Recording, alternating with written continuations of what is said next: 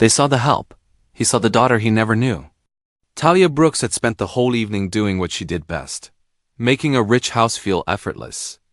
In the Whitaker kitchen, trays moved when they were supposed to move.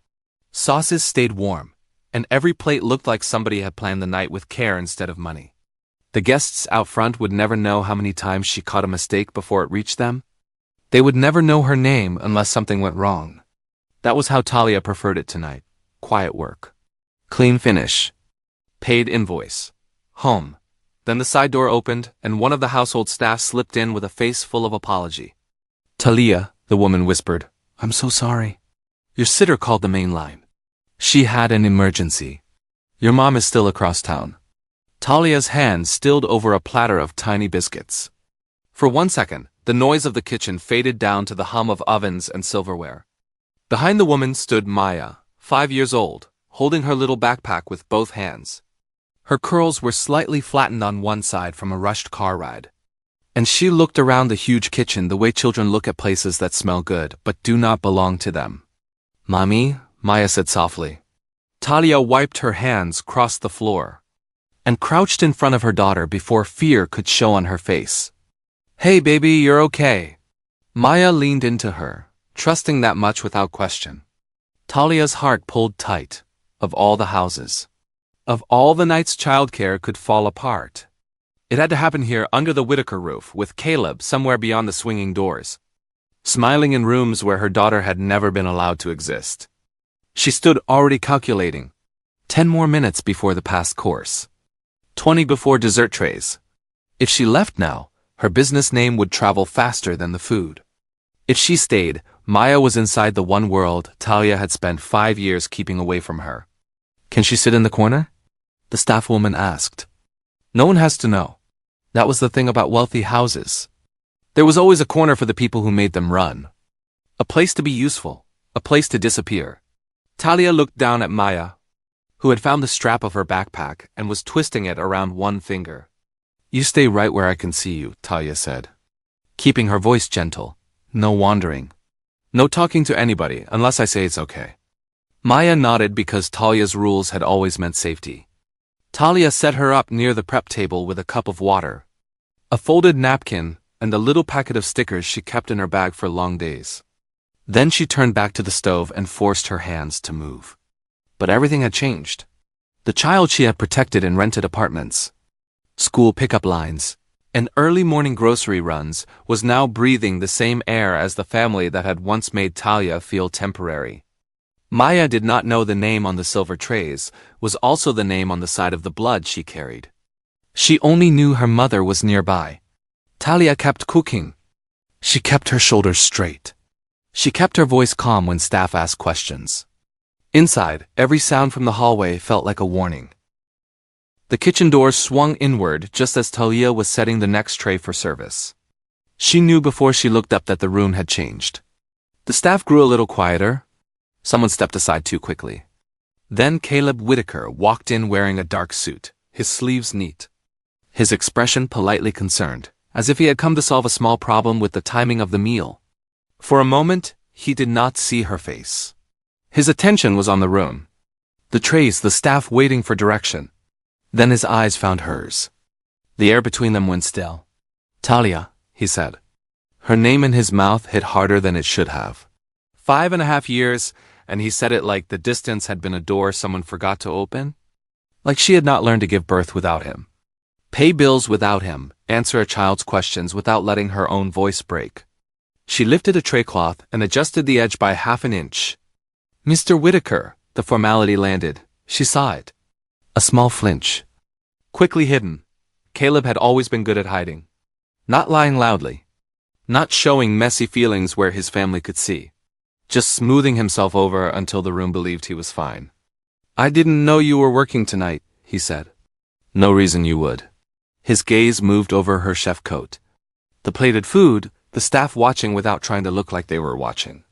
He seemed thrown by the sight of her in his mother's house, in a kitchen his family owned, doing work that made their evening look graceful. "Talia, can we talk?" No, the word was quiet. It did not need to be sharp to stop him. Near the prep table, Maya peeled a sticker from its backing and looked up. She did not understand the name Caleb had spoken, but she understood tension. Her eyes went to Talia first, searching for the answer she always trusted. Talia felt that look against her skin. Caleb followed the direction of her attention. But only briefly. Not long enough yet. He was still caught on the woman he thought had vanished from his life. Still standing there with questions that belonged to years ago. While the proof of what those years had become sat 10 feet away with a sticker sheet in her lap. "You disappeared," he said, his voice lower now. Something hot moved through Talia's chest. But she did not give it the satisfaction of rising to her face. "I'm working. That's all you're going to say?" "It's all I'm going to say here." The staff pretended to check garnishes. The ovens breathed heat into the room. Maya shifted on her chair. One small sneaker tapping the leg once, then stopping when Talia glanced over. Caleb looked at Talia like he wanted to step closer and knew, somehow, that he had lost the right. She did not move back. She would not give him that.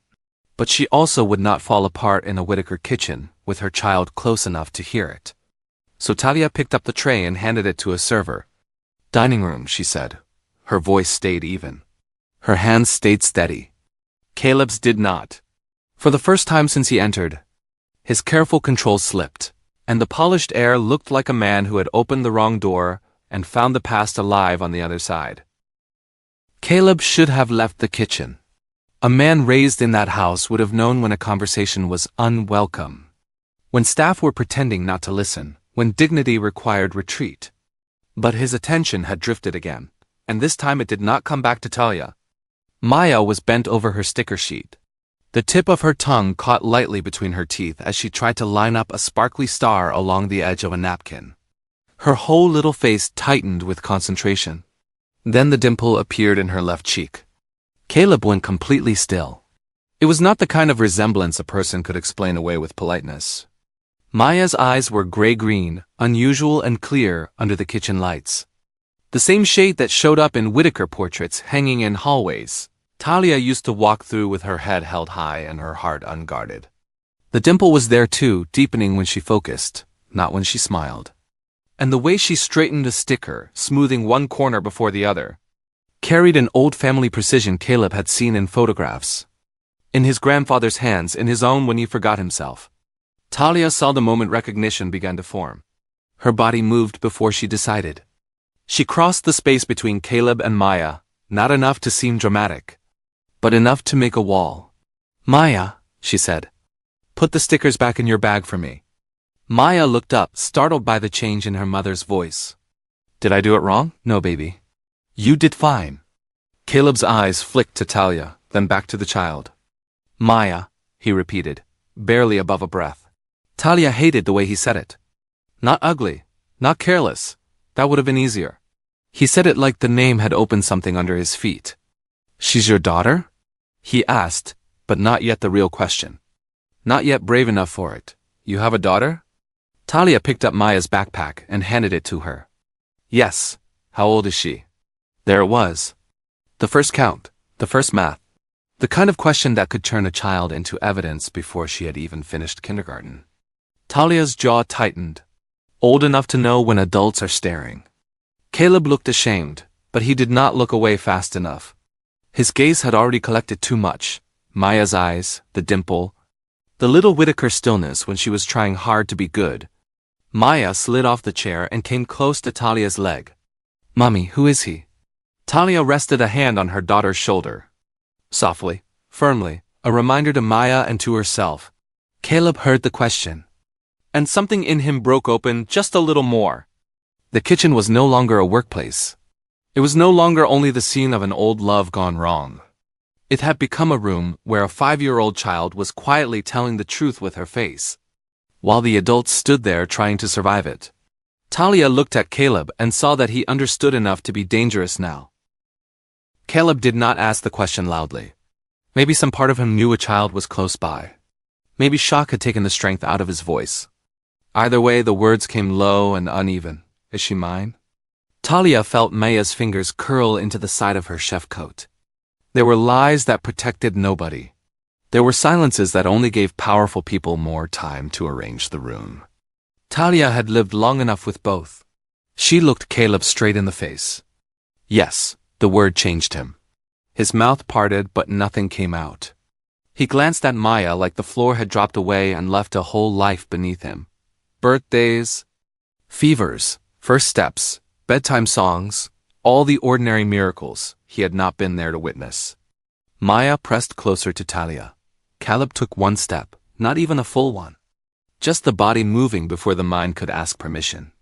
Talia shifted in front of her daughter. No, he stopped. Talia, no, she said again, quieter, harder. You don't get to walk toward her because you just found out. She does not know you. She does not owe you comfort. And I am not letting your family name do what your presence never did. Pain crossed his face. Real pain. Talia saw it and refused to let it lead. She's my daughter, he said, as if the sentence was still forming inside him. She is Maya, Talia answered. She is 5.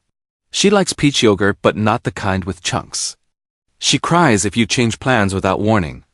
She saves stickers like they're money.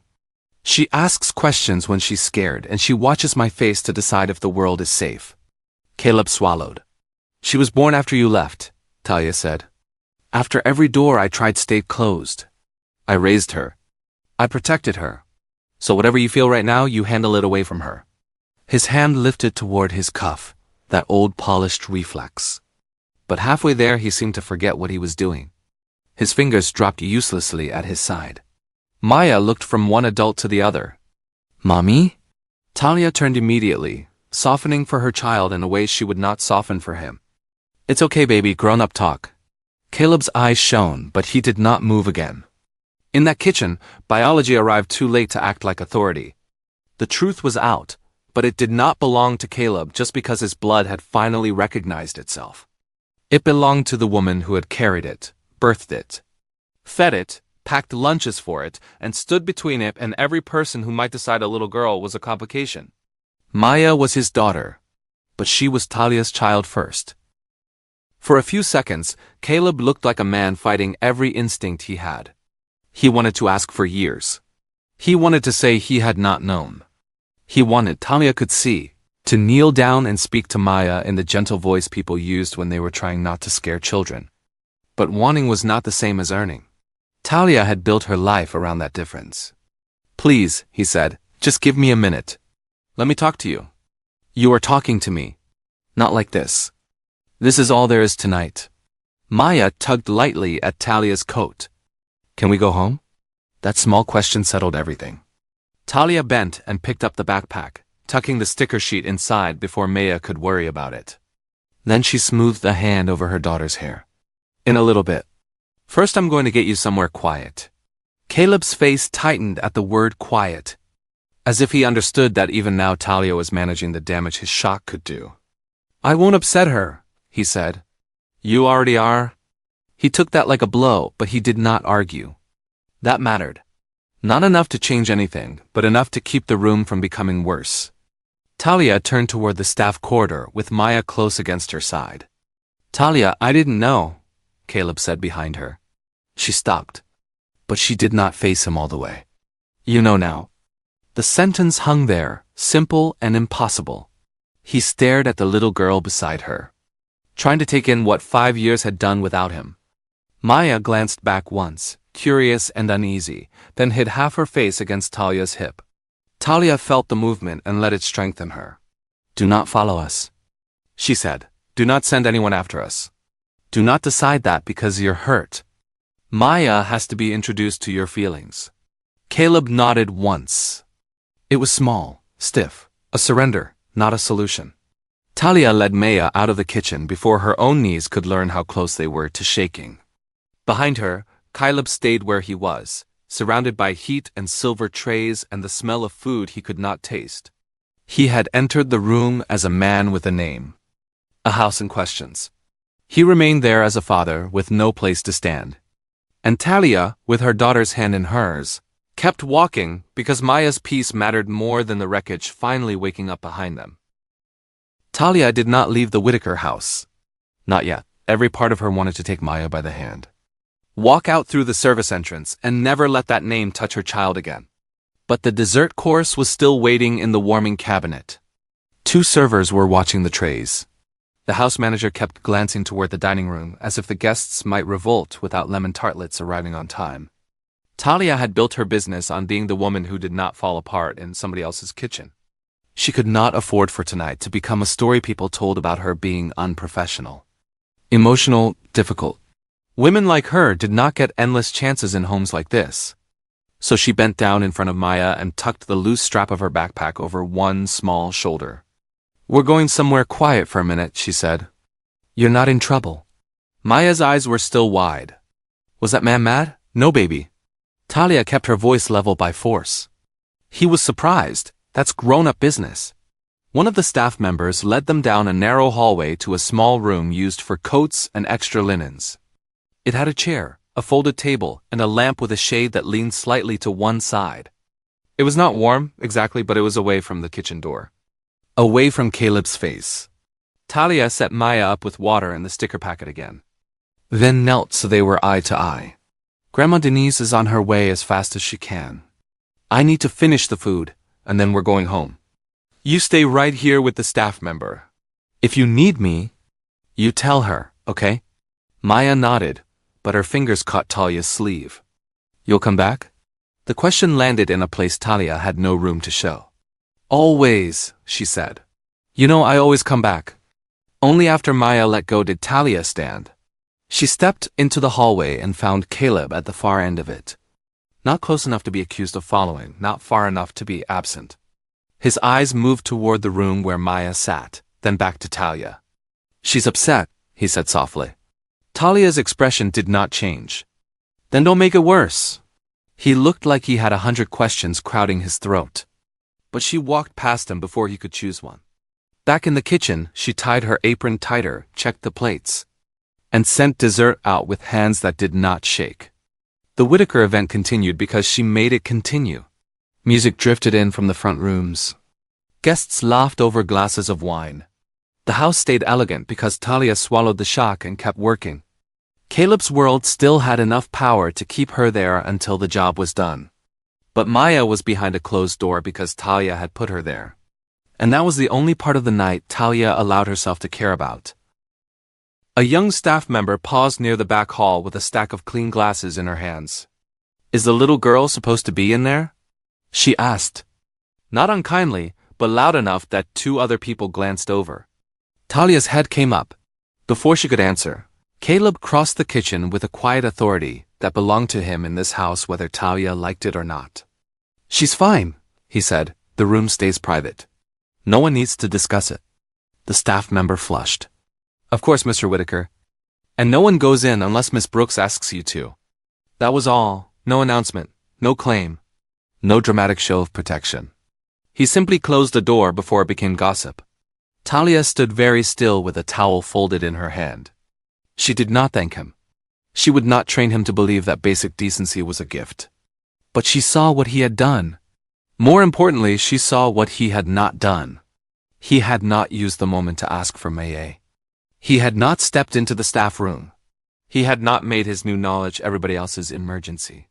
Caleb turned back toward her, careful now in a way that looked less polished and more bruised. "I don't want anyone talking about her," he said. "She is not a secret for your household to protect." Talia answered, "She is a child whose peace I decide about." "I understand." "No, you don't." He accepted that too. His jaw worked once, but he swallowed whatever defense might have come. For a man raised to manage rooms, he looked almost lost in this one. Behind the staffroom door, Maya's small voice floated out, singing half a line from a song she liked, then stopping as if she had remembered she was supposed to be quiet. Talia's chest tightened. Caleb heard it. The sound hit him visibly. His eyes shifted toward the door, full of longing so raw Talia had to look away for a second. When she looked back, he was still where she had left him. That restraint did not make him safe.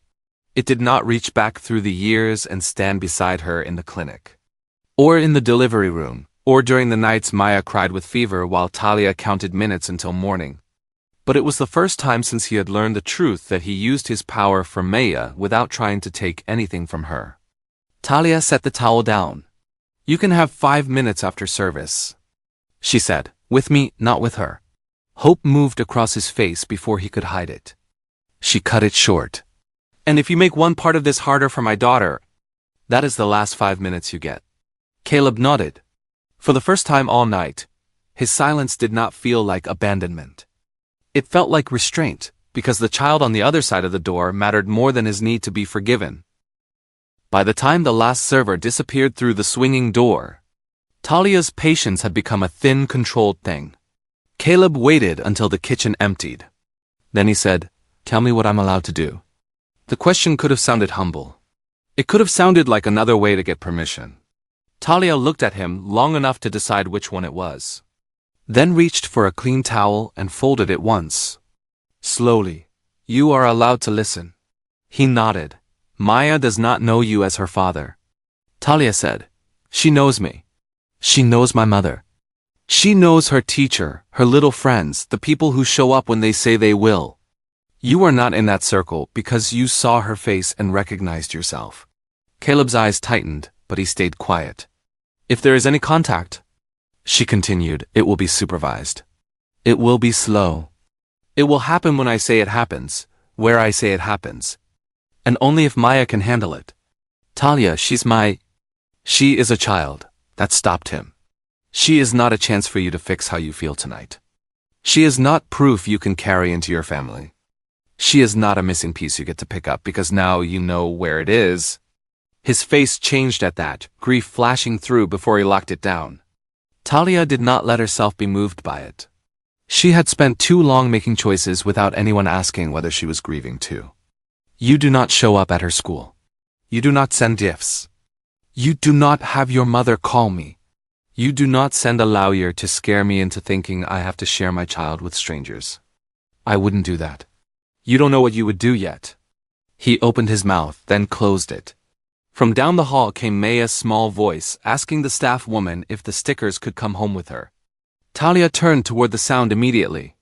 Caleb heard it too. And for a moment the fight drained from his body. "That," Talia said, softer but no less firm, "is why I'm saying this. She still thinks tonight is about stickers and being tired. I intend to keep it that way as long as I can."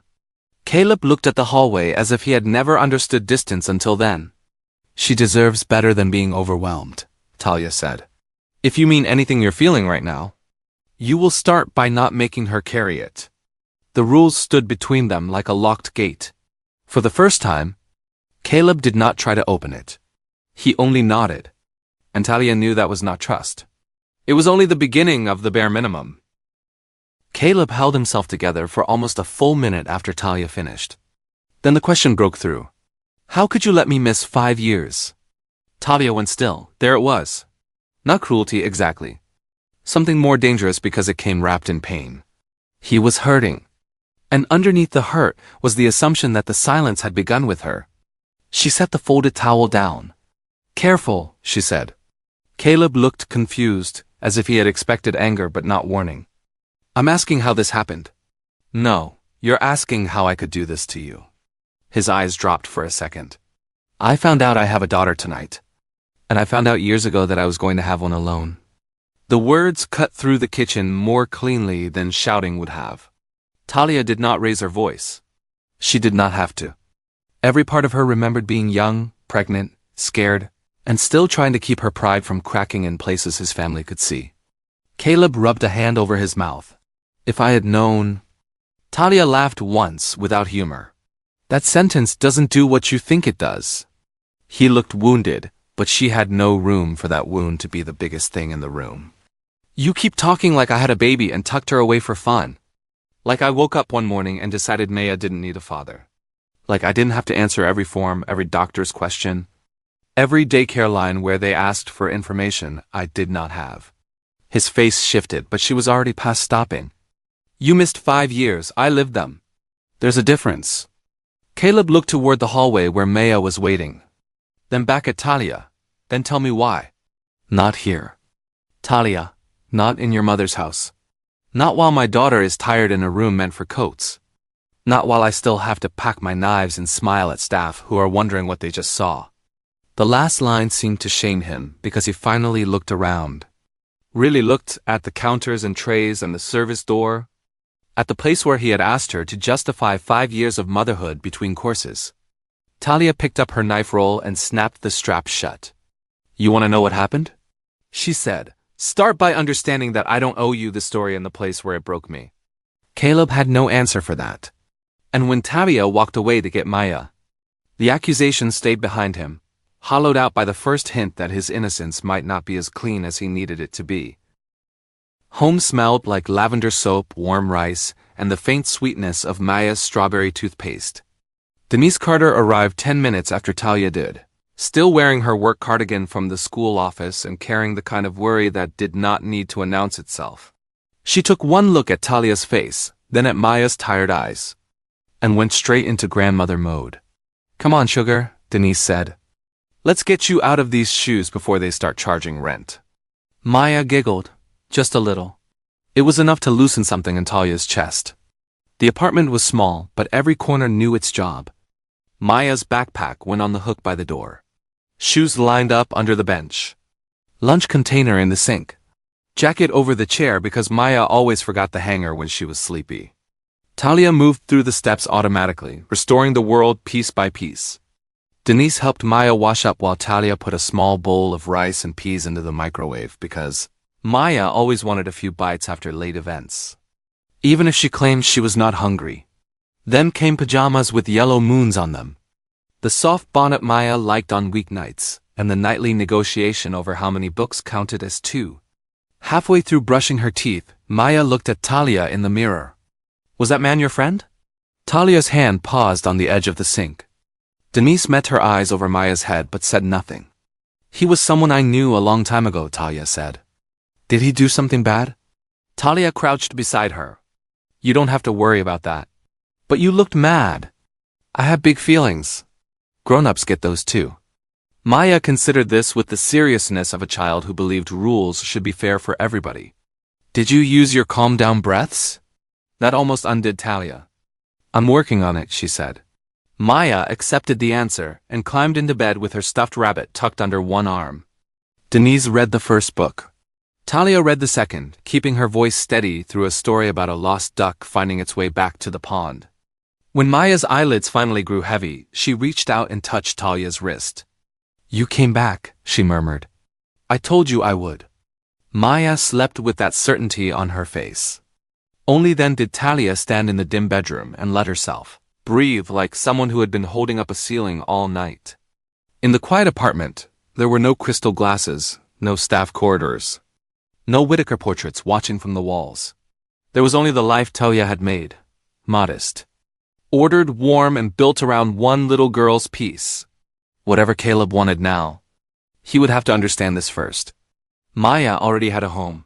He was the disruption outside the door. Denise waited until Maya's breathing settled into the soft rhythm of real sleep. Then she followed Talia into the kitchen and closed the bedroom door halfway, the way she always did when adult talk needed to stay adult. Talia rinsed a cup that was already clean. Denise leaned against the counter. "You going to keep scrubbing that glass, or are you going to tell me what happened?" Talia turned off the faucet. Water dripped from her fingers into the sink. He saw her. Denise's face changed, but not with surprise. More like the thing she had been praying would wait had finally knocked. And he knows? He knows enough. For a while, the apartment held the kind of silence only women who had survived hard years together could share. Denise had been there for all of it. The clinic appointment, the swelling ankles, the middle of the night crying Talia tried to hide. The newborn days when love and exhaustion sat on the same couch. "He asked why I let him miss 5 years," Talia said. Denise's mouth tightened. "Of course he did." Talia looked away. Her mother's voice softened, but the edge stayed in it. "Baby, you tried." The words were quiet, but they opened a door Talia usually kept locked. "I don't know if that matters anymore." "It matters because you nearly broke yourself trying to reach that man." Denise kept her voice low, mindful of Maya sleeping down the hall. "You called, you wrote. You went down to that office with your little folder and your good shoes on. Try not to let those people see you sweat." Talia could feel that lobby again. The cold air. The polished desk.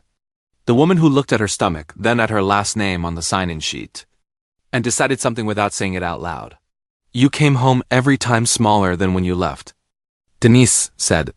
And every time you got up the next day because that baby needed you.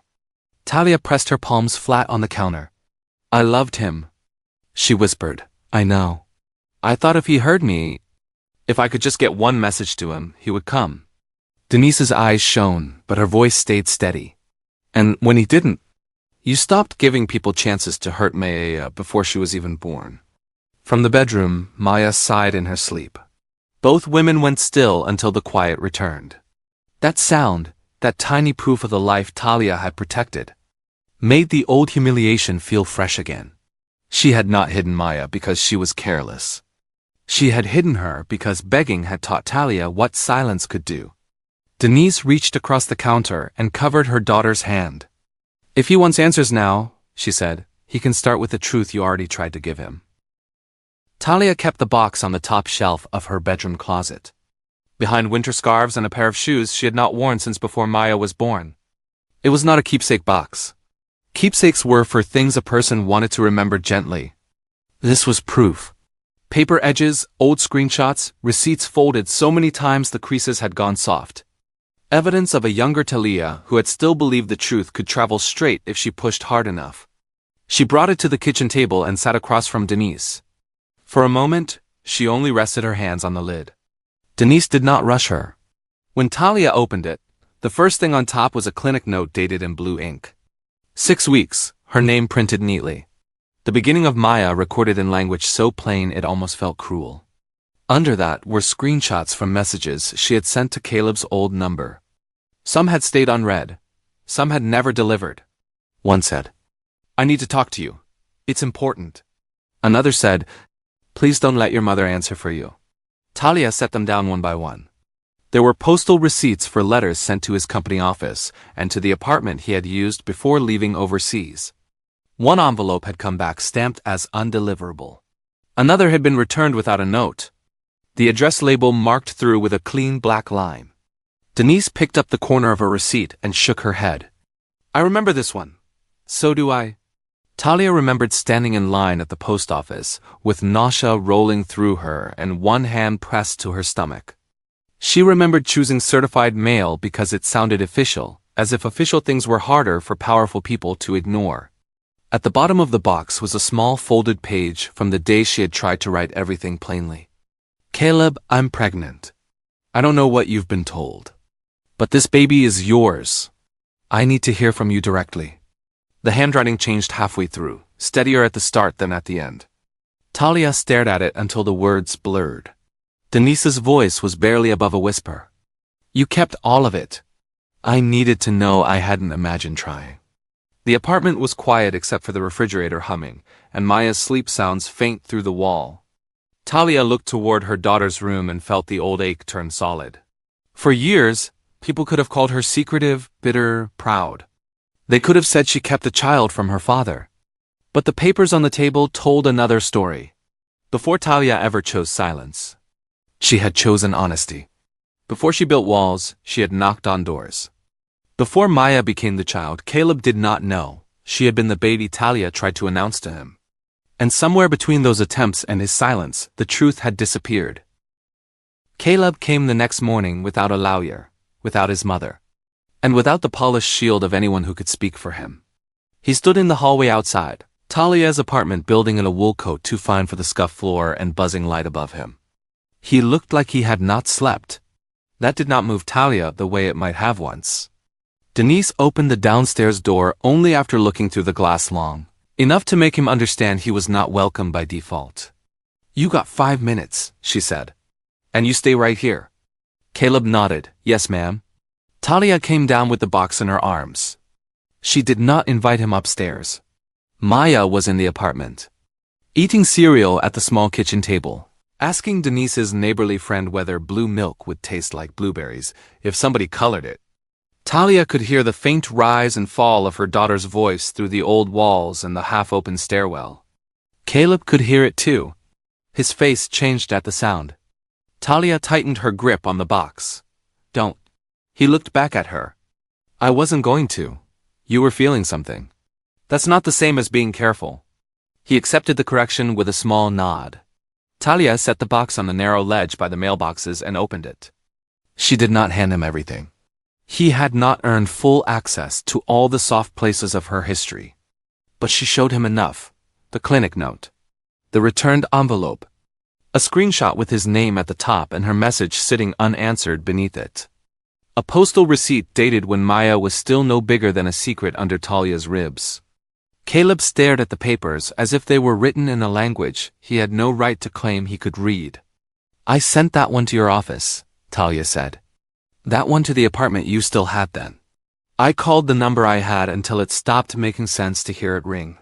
He reached toward the returned envelope, then stopped before touching it. "May I?" The question surprised her more than it should have. She nodded once. Caleb picked it up carefully. The black line through the address looked harsher in his hand. "I never saw this," he said. "I know what you're saying." "No." His voice roughened. "I mean, I believe you. I didn't see it, but I believe you sent it." That answer took a little of the fight out of the air. But not enough to make it safe. From upstairs, Maya laughed at something. Bright and brief. Caleb closed his eyes for 1 second. And Talia saw the grief hit him. She also saw him keep it to himself. Good, she thought, start there. He opened his eyes again. "Why didn't it get to me?" "That's your world. You tell me." The words landed between them. Not forgiveness. Not comfort, a direction. Caleb looked down at the evidence again. And for the first time, his pain seemed to turn outward instead of folding around himself. He was no longer only the man who had lost 5 years. He was standing in front of proof that those years had been shaped by doors someone had closed. "What do you need from me right now?" he asked. Talia closed the box before he could see anything more. "I need you to understand that hearing Maya through a wall is more than you had yesterday. And it is all you get today." He swallowed. Then nodded. Behind that wall, Maya was safe.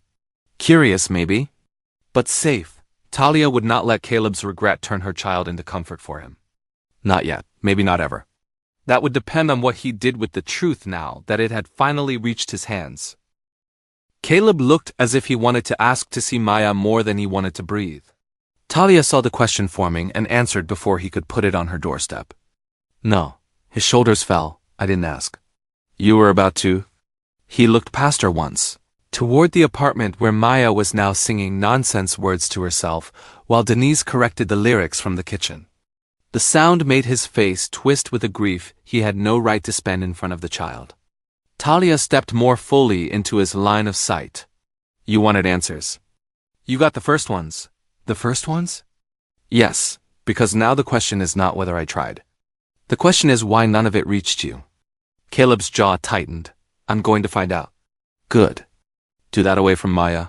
He nodded once, but need still pressed through him. "What do you need from me right now?" Talia almost laughed. Not because it was funny, but because the answer was so small compared with the damage. "I need you to leave." He absorbed that. "I need you not to come by uninvited." She continued. "Not here, not at her school, not at my jobs. I need you not to send your mother, your sister, a lawyer, a gift, or some soft little message meant to make a 5-year-old curious before I decide she is ready. Talia, I'm not trying to take over. You don't have to try for people around you to do it." That landed. He looked away, and for the first time she saw the beginning of a thought he did not like. She kept going because Maya's routine was moving behind her like a clock. Breakfast, shoes, school bag, the morning that had to stay steady, no matter what the adults had broken open. If there is another conversation, I choose when. If there is ever contact with Maya, it is supervised, short, child-centered, and if you push, I close the door. Caleb's hand lifted toward his cuff, then stopped before he touched it. He seemed to notice the old habit and let his arm fall. "I'll respect that," he said. "You'll prove that." The difference sat between them. From inside, Maya called, "Mommy." "I found my purple cup." Talia's face softened instantly. "Good job, baby. I'll be right there." Caleb heard the warmth in her voice and looked almost physically hurt by it. Not because it was cruel, but because it belonged to a life he had not earned entry into. Talia opened the building door wider, not as an invitation, but as an ending. He stepped back. As he walked away, He carried no daughter in his arms, no promise of forgiveness. No easy claim. Only dates, returned letters, unanswered messages, and a question that had begun to turn toward his own family. Talia went inside and locked the door softly behind her. Maya's morning stayed intact. For now, that was victory enough. Caleb drove back to his office with copies of dates written in his own handwriting on the back of a receipt envelope. He did not remember making the notes. He only remembered standing in Talia's building hallway while her daughter's voice traveled through the ceiling like a life he had been locked outside of. Maya's laugh followed him into the car. It sat beside him at every red light. By the time he reached the Whitaker offices, the building had already settled into its usual morning order. Fresh flowers in the lobby. Quiet shoes on polished floors. People nodding to him as if he were still the same man they had greeted yesterday. Caleb went into his office and shut the door. He spread Talia's dates across his desk. Clinic note, message screenshots, returned letters, office visit window. All of it pointed to the same stretch of time, the overseas expansion.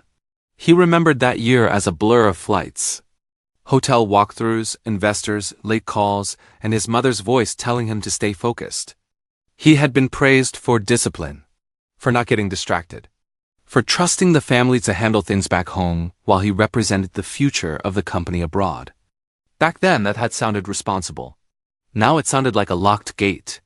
Caleb pulled up old calendars. Meetings filled every square. Beside them were reminders from Paige's team and notes from Vivian's office. Personal calls routed, visitors screened, mail forwarded through family channels.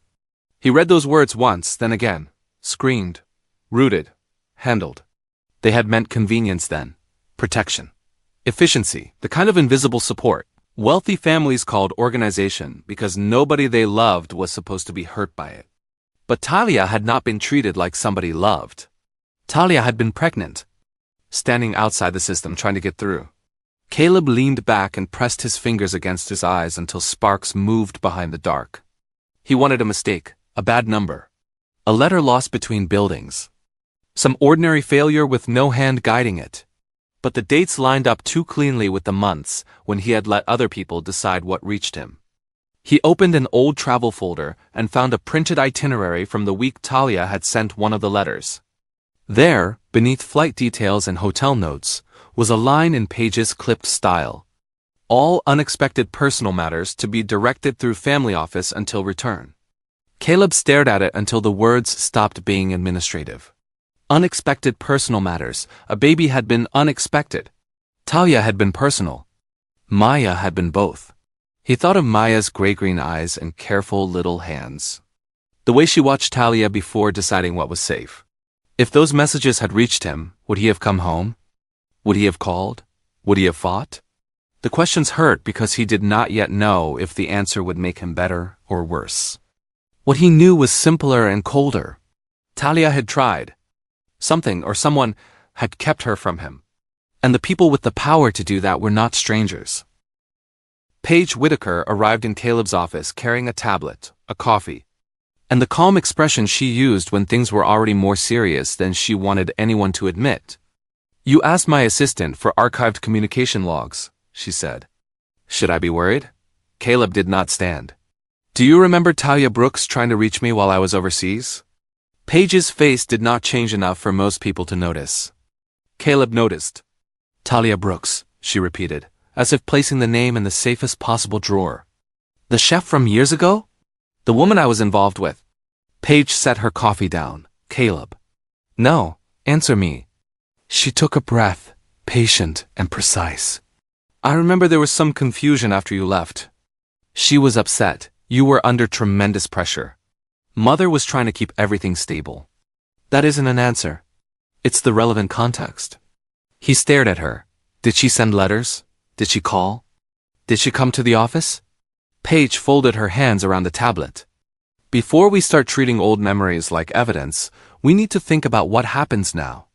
If there is a child and if people connect that child to you, this becomes a narrative risk very quickly." Caleb felt something in him go cold. A narrative risk? You know what I mean? I'm talking about a 5-year-old girl, and I'm talking about protecting everyone involved, including her. Paige's voice stayed smooth, which made it worse. A sudden claim, an old relationship, a mother who may feel wronged. People will make assumptions. We need to be careful before anything attaches itself publicly to the family. Caleb heard Talia's warning in his head. She is not proof you can carry into your family. Paige had not asked Maya's name. She had not asked whether the child was scared, or happy or healthy. She had moved straight to control. What did you see? He asked. Not what you think we should do. What did you see back then? Paige looked toward the window, then back at him. I saw a situation that could have derailed you at the worst possible time. The answer was still not an answer, and that told him more than comfort would have. You're avoiding the question. I'm trying to keep you from making decisions out of guilt. Maybe guilt is overdue. For the first time, irritation sharpened her expression. You have responsibilities beyond your feelings. Caleb almost laughed. That sentence had built half his life. He stood then, slowly. Her name is Maya. Paige blinked. My daughter's name is Maya, he said. If you discuss her again, start there. Paige's mouth tightened, and for a moment he saw not just his sister, but the machine she helped run. Polished, careful, ready to turn a child into language that would not stain the family name. He left the office with fewer answers than he needed, but with one thing clearer than before. If Paige was already managing the shape of the truth, then Talia had been right not to trust any of them. The item was small enough to fit in Caleb's coat pocket. A plastic case of star stickers left behind in the staff room at the Whitaker house. One corner was cracked. Inside, half the sheet was missing. And one silver star had folded over on itself, stuck forever to the backing. Caleb texted Talia a picture of it and asked if he could return it. Her reply came almost an hour later. Lobby, 4 o'clock. 5 minutes, my mother will be there. No greeting. No softness. No room for interpretation. Caleb arrived 10 minutes early and waited outside until exactly 4 because he did not want Talia to think he was hovering. The building lobby smelled faintly of floor cleaner and somebody's dinner starting upstairs. It had a row of mailboxes, 2 chairs by the wall, and a plant that had survived by stubbornness more than care. At 4, the elevator opened. Talia stepped out first. Maya stood close beside her. One hand in Talia's, the other holding the strap of her backpack.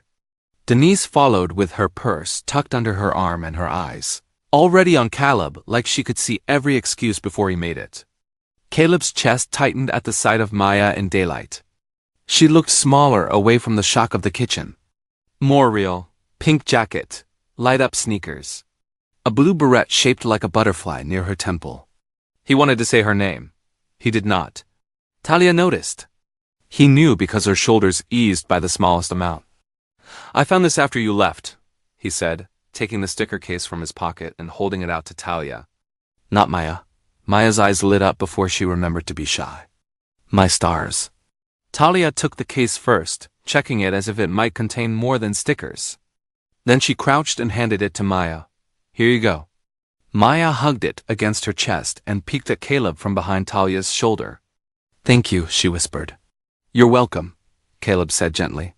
He kept his feet planted. He did not bend down. He did not reach out. Every part of him wanted to make himself less strange to her. But Talia's rules held the room together, and for once he understood that following them was the only way he got to remain in it. Denise watched him with open skepticism. Talia looked at the clock on the lobby wall. That's 3 minutes. I know. Maya studied him with the serious uncertainty of a child deciding where a person fit. She knew him now as the man who had found her stickers. Nothing more.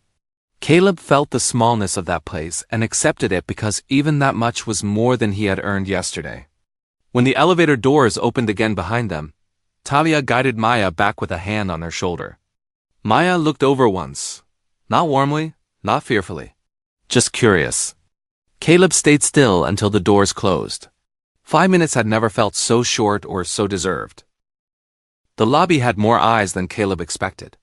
A delivery driver came in with a stack of boxes. An older man checked his mail slowly, glancing over his glasses.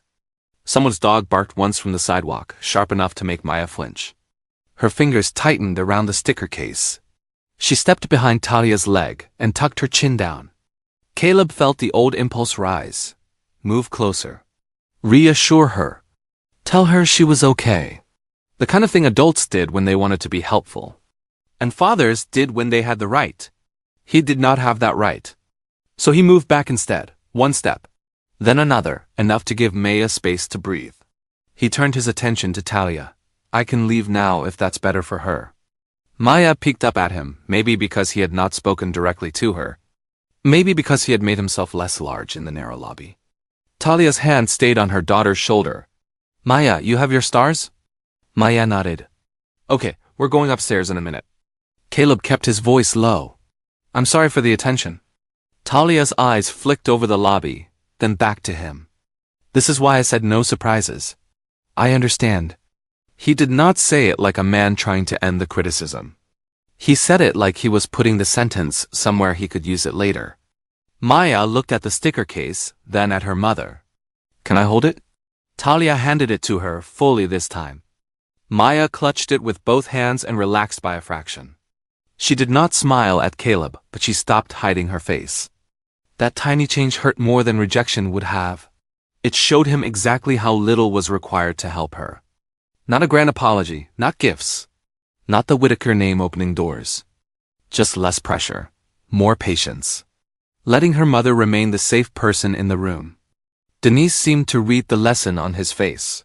Children don't need adults making a meal out of every feeling. Caleb looked at her. No, ma'am.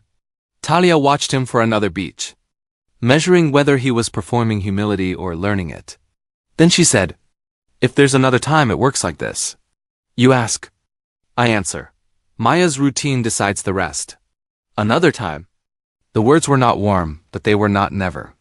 Caleb nodded once. I'll follow that. Maya shifted beside Talia. Still cautious, still unsure. But when Caleb stepped back toward the door to leave, she did not shrink from him. It was almost nothing. For Caleb, it was the first honest lesson fatherhood had given him. Sometimes love began by taking up less space. Talia did not let the lobby meeting become a victory for him. Before Caleb reached the outer door, she called his name. He turned immediately, too quickly, hope showing before he could hide it. She did not reward that either.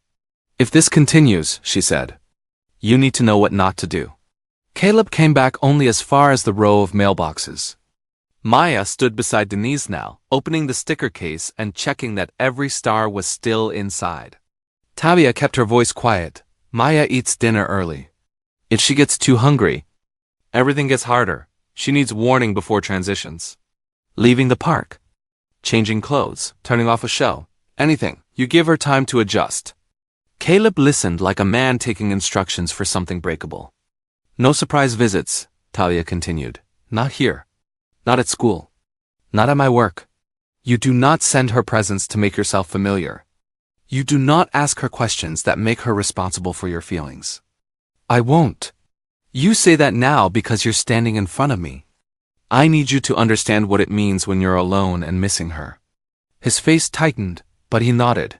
Tell me. Talia studied him. That response was better than a promise. Not enough, but better. She likes quiet after school, Talia said. She talks when she's ready. If she hides behind me, you let her. If she says no, you hear no. If she asks a question, you answer only what I've said is okay to answer. Denise gave a small approving hum, not for Caleb. But for the clarity, Maya looked up. Mommy, can I put the silver one on my folder? In a minute, baby. Caleb's gaze softened at the interruption. But he stayed focused on Talia. He seemed to understand that these details were not small. They were the architecture of Maya's safety. Meals on time. Calm transitions. No sudden appearances by adults with big emotions. I want to know her, he said. Talia's answer came fast. Then learn her life before you try to enter it. The words were plain, and they left no room for status. Caleb could not donate his way around them. He could not hire someone to smooth them out. He could not inherit trust because his eyes matched his daughter's. He had to remember dinner time. He had to respect quiet. He had to show up only when invited and leave before he became too much. Talia watched that realization settle on him. This is not intimacy, she said. This is information you are responsible for now. If you misuse it, you don't get more. I understand, Caleb said. For once, Talia hoped he did. Not because she wanted him closer. Because Maya's world had already tilted once, and if Caleb was going to stand anywhere near it, he needed to learn how not to knock it over. Vivian found Caleb in the smaller sitting room off the east hallway, where the family kept the photographs guests were meant to admire without lingering over too long. He stood near the mantel with his phone in his hand. Not looking at it, the screen had gone dark. His face had not. You've been difficult to reach, Vivian said. Her voice was soft, dressed in concern. It was the same voice she used at charity luncheons when someone had made a mistake large, enough to embarrass her but not large enough to deserve open anger. Caleb turned. I've been busy. Yes, she said. So I understand. He waited. Vivian crossed the room slowly, her cream jacket falling perfectly at her sides. Nothing about her looked hurried. That was one of her gifts. She could make pressure feel like etiquette. Paige tells me you've been asking questions about Talia Brooks. Caleb's jaw tightened. Paige tells you everything. She tells me when my son may be walking into something painful without the benefit of perspective. At another time, those words might have steadied him. Vivian had raised him after his father died. She had held the company together. She had taught him that panic was private and control was kindness. But now Caleb heard something different under the smoothness. What perspective? He asked. Vivian looked at him with practiced sadness. A child appearing after all this time is not a small matter. If Talia believes what she's saying, then of course emotions are involved. But emotions can distort memory. They can make people reach for explanations that feel comforting. Caleb stared at her. Maya is not an explanation. Vivian paused at the name. Only for a beat. But he saw it. I am not speaking against the little girl, she said. I'm thinking of her. Sudden claims can hurt children most of all. They can be pulled into adult disappointment before anyone has verified what is true. She has my eyes, Caleb. Vivian's mouth softened, almost tenderly. Many children resemble many people when adults are looking for signs. I only want you to be careful before you let guilt lead you. The sentence wrapped around him like an old coat. Familiar, heavy, made for obedience. He saw Maya in the lobby, holding her stickers with both hands. He saw Talia watching every inch of space between them. Not out of spite, but because she had learned what happened when Whitakers decided what was best. Talia tried to reach me, he said. Vivian's gaze did not move. That is what she says. No, that is what she proved. A quiet settled between them. Vivian walked to the mantel and touched the edge of a silver frame, straightening a photograph that was already straight. You were under extraordinary pressure during the expansion. You were young enough to be vulnerable and old enough to make mistakes that could follow you. I did what any mother would do. I protected you from chaos. Was Talia chaos? Vivian gave him a look full of wounded patience. She was a young woman in a difficult position, and she may have believed many things very strongly. There it was again. Not an accusation, not directly. Something worse. A graceful hand reaching toward Talia's credibility and dimming it one phrase at a time. Caleb felt the split inside himself. On one side stood the mother who had shaped his whole life, who knew exactly where to press because she had built the walls herself. On the other stood Talia, with proof in a box and a child who had been kept outside rooms like this for 5 years. Vivian turned back to him.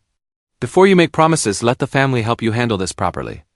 Caleb looked at her and understood that in the Whitaker house, properly had always meant quietly. And for the first time that word made him afraid. Caleb left the sitting room, but he did not leave the house. He walked through the hallway lined with family photographs. Past portraits of men who had built hotels and women, who had hosted fundraisers and children dressed in white for summers at properties with lake views. The Whitaker story had always been presented to him as a clean line. Duty passed down, mistakes handled quietly. Love expressed through keeping the family intact. At the end of the hall, he stopped beneath a photograph from 6 years earlier. He and Paige stood on either side of Vivian at a company opening. Talia had been at that event, he remembered now, working behind the scenes. smiling at him from a doorway when no one was looking. Then months later she was gone. Vivian had told him Talia wanted distance. She had said it gently, with that careful sadness that made Caleb feel selfish for wanting to question it. She felt the relationship had become too difficult, Vivian had said back then. Let her have her dignity. Paige's version had come later, sharper and more practical. She's unreachable, Caleb. Don't chase someone who made her choice. At the time, those explanations had seemed close enough to the same truth. Talia wanted distance. Talia was unreachable. Talia had made her choice. Now Caleb saw the gap between them. A person asking for distance did not send urgent messages. A person choosing silence did not stand in an office lobby pregnant, waiting for someone to pass along a note. A woman who wanted to disappear did not keep postal receipts like a shield against being called a liar one day. He pulled out his phone and opened the pictures he had taken of the dates Talia showed him. The timeline stared back, plain and stubborn. Vivian's story bent one way. Paige's bent another. Talia's proof did not bend at all. Caleb leaned one hand against the wall. He could feel his old loyalty fighting for air. His mother had raised him after his father died. Paige had protected the company beside him. They were not strangers in dark corners. They were his family. That was what made the suspicion so hard to hold. If they had lied, they had not done it with shouting or obvious cruelty. They had done it with soft voices, managed calendars, unanswered calls, and the kind of confidence that taught him not to look closer. He thought of Maya, 5 years old. His daughter, still unsure whether to look at him or hide behind Talia's leg. His absence was no longer a blank space. It had edges now.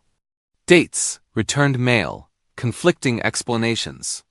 Caleb slipped the phone back into his pocket and looked down the hallway toward his mother's closed sitting room door. For the first time in his life, family reassurance did not feel like safety.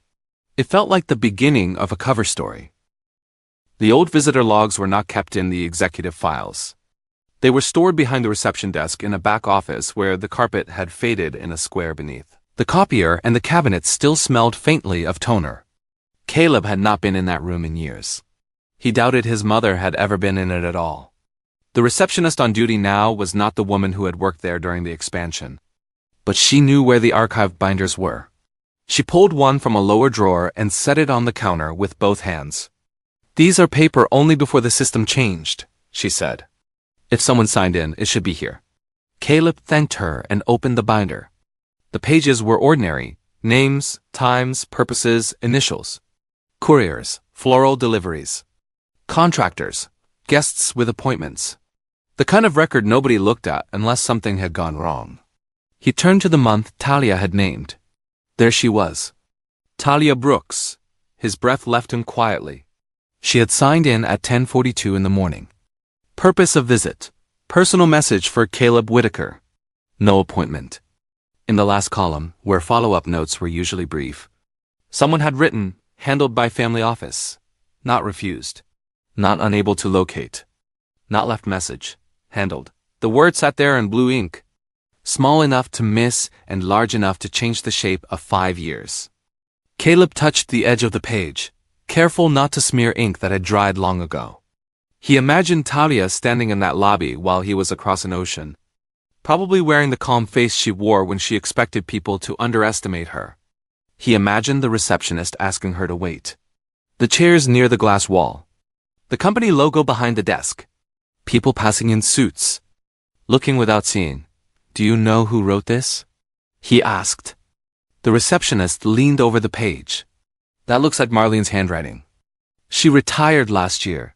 Family office usually meant Mrs. Whitaker's assistant or Miss Paige's team depending on the day.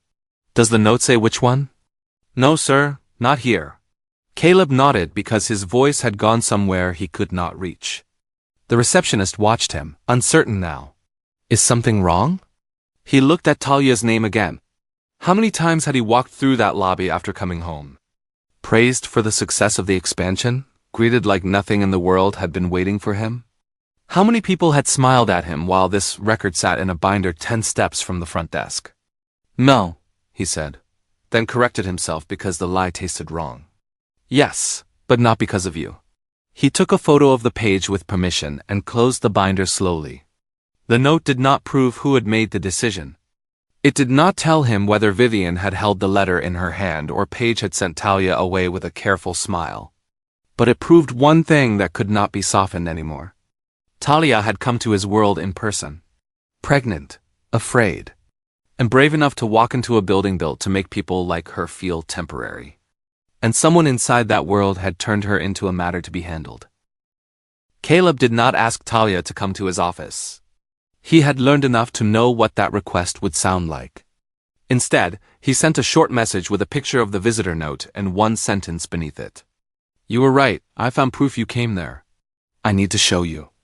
Talia did not answer for 2 hours. When she did, the terms arrived plain and complete. Parked by Maya's school. After pickup, 10 minutes. My mother will be there. Caleb read the message twice, then put his phone down before he could type anything that sounded like gratitude. Talia was not offering him kindness. She was controlling the conditions under which pain could enter her daughter's afternoon. At 3:15, the park was full of children shaking off the school day. Backpacks thumped against benches. Sneakers scraped wood chips under the play structure. A little boy cried because someone had taken the red shovel. Parents stood in clusters, half watching, half checking phones. Talia arrived with Maya's hand in hers and Denise a step behind. Maya wore a denim jacket with embroidered flowers and carried a small lunch bag that looked nearly as tired as she did. She noticed Caleb, then looked immediately up at her mother. Talia squeezed her hand. "You can play where I can see you." Maya hesitated. "With Grandma?" "With Grandma." Denise held out her hand. And Maya went with her toward the smaller slide, glancing back once at Caleb with open curiosity and no obligation to do more. Caleb waited until Talia looked at him. "I have the note," he said. "Show me." No greeting. No easing in. That was fair. He handed her the printed copy of the visitor log. Talia took it without letting their fingers touch. Her eyes moved over the page. And Caleb watched the past return to her body before she said a word. Her shoulders straightened, her mouth closed tighter. One hand curled around the paper as if it might still be taken from her. Maya laughed from the slide and Talia's head turned at once. Denise was there, steady and close, helping her climb again. Only then did Talia look back down. "That's my name," she said. "I know. I signed that." "I know." The wind lifted the corner of the paper. Caleb held his hands still at his sides. He had not come to ask her to soothe him. He had come because the proof belonged to her too. Talia read the words in the final column. Handled by family office. Her face did not break, but something behind it did.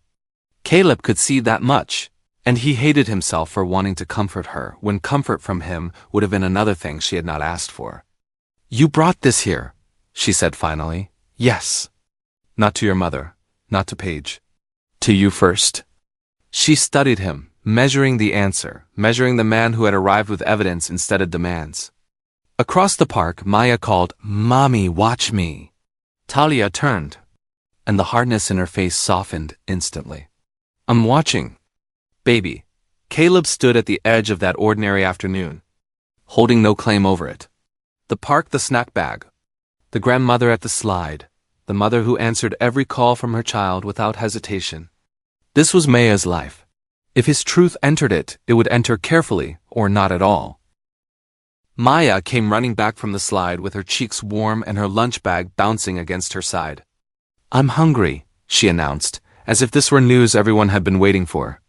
Talia folded the visitor note and slid it into her purse before Maya could see the strain on her face. Snack first, then 5 more minutes. Maya climbed onto the bench between Talia and Denise. Caleb stayed standing a few feet away, near enough to be part of the scene only because Talia had allowed it. Far enough that Maya did not have to make room for him. Talia opened the snack container and handed it over. Maya tried to balance the container on her knees while pulling off the lid. It stuck. She tugged harder. The lid popped loose all at once, and orange slices spilled onto the bench, then down into the wood chips. Maya froze. Her eyes filled before a single tear fell. "I messed it up," she whispered. Caleb moved without thinking, then caught himself halfway. He looked to Talia first. "May I get it?" Talia's eyes searched his face. There was no performance there. No eagerness to become the hero of a dropped snack. Just a man asking permission before entering a child's small disaster. She nodded once. Caleb crouched and picked up the container, not the orange slices from the ground. He did not say it was okay in a bright voice that would make Maya feel foolish. He did not tell her not to cry.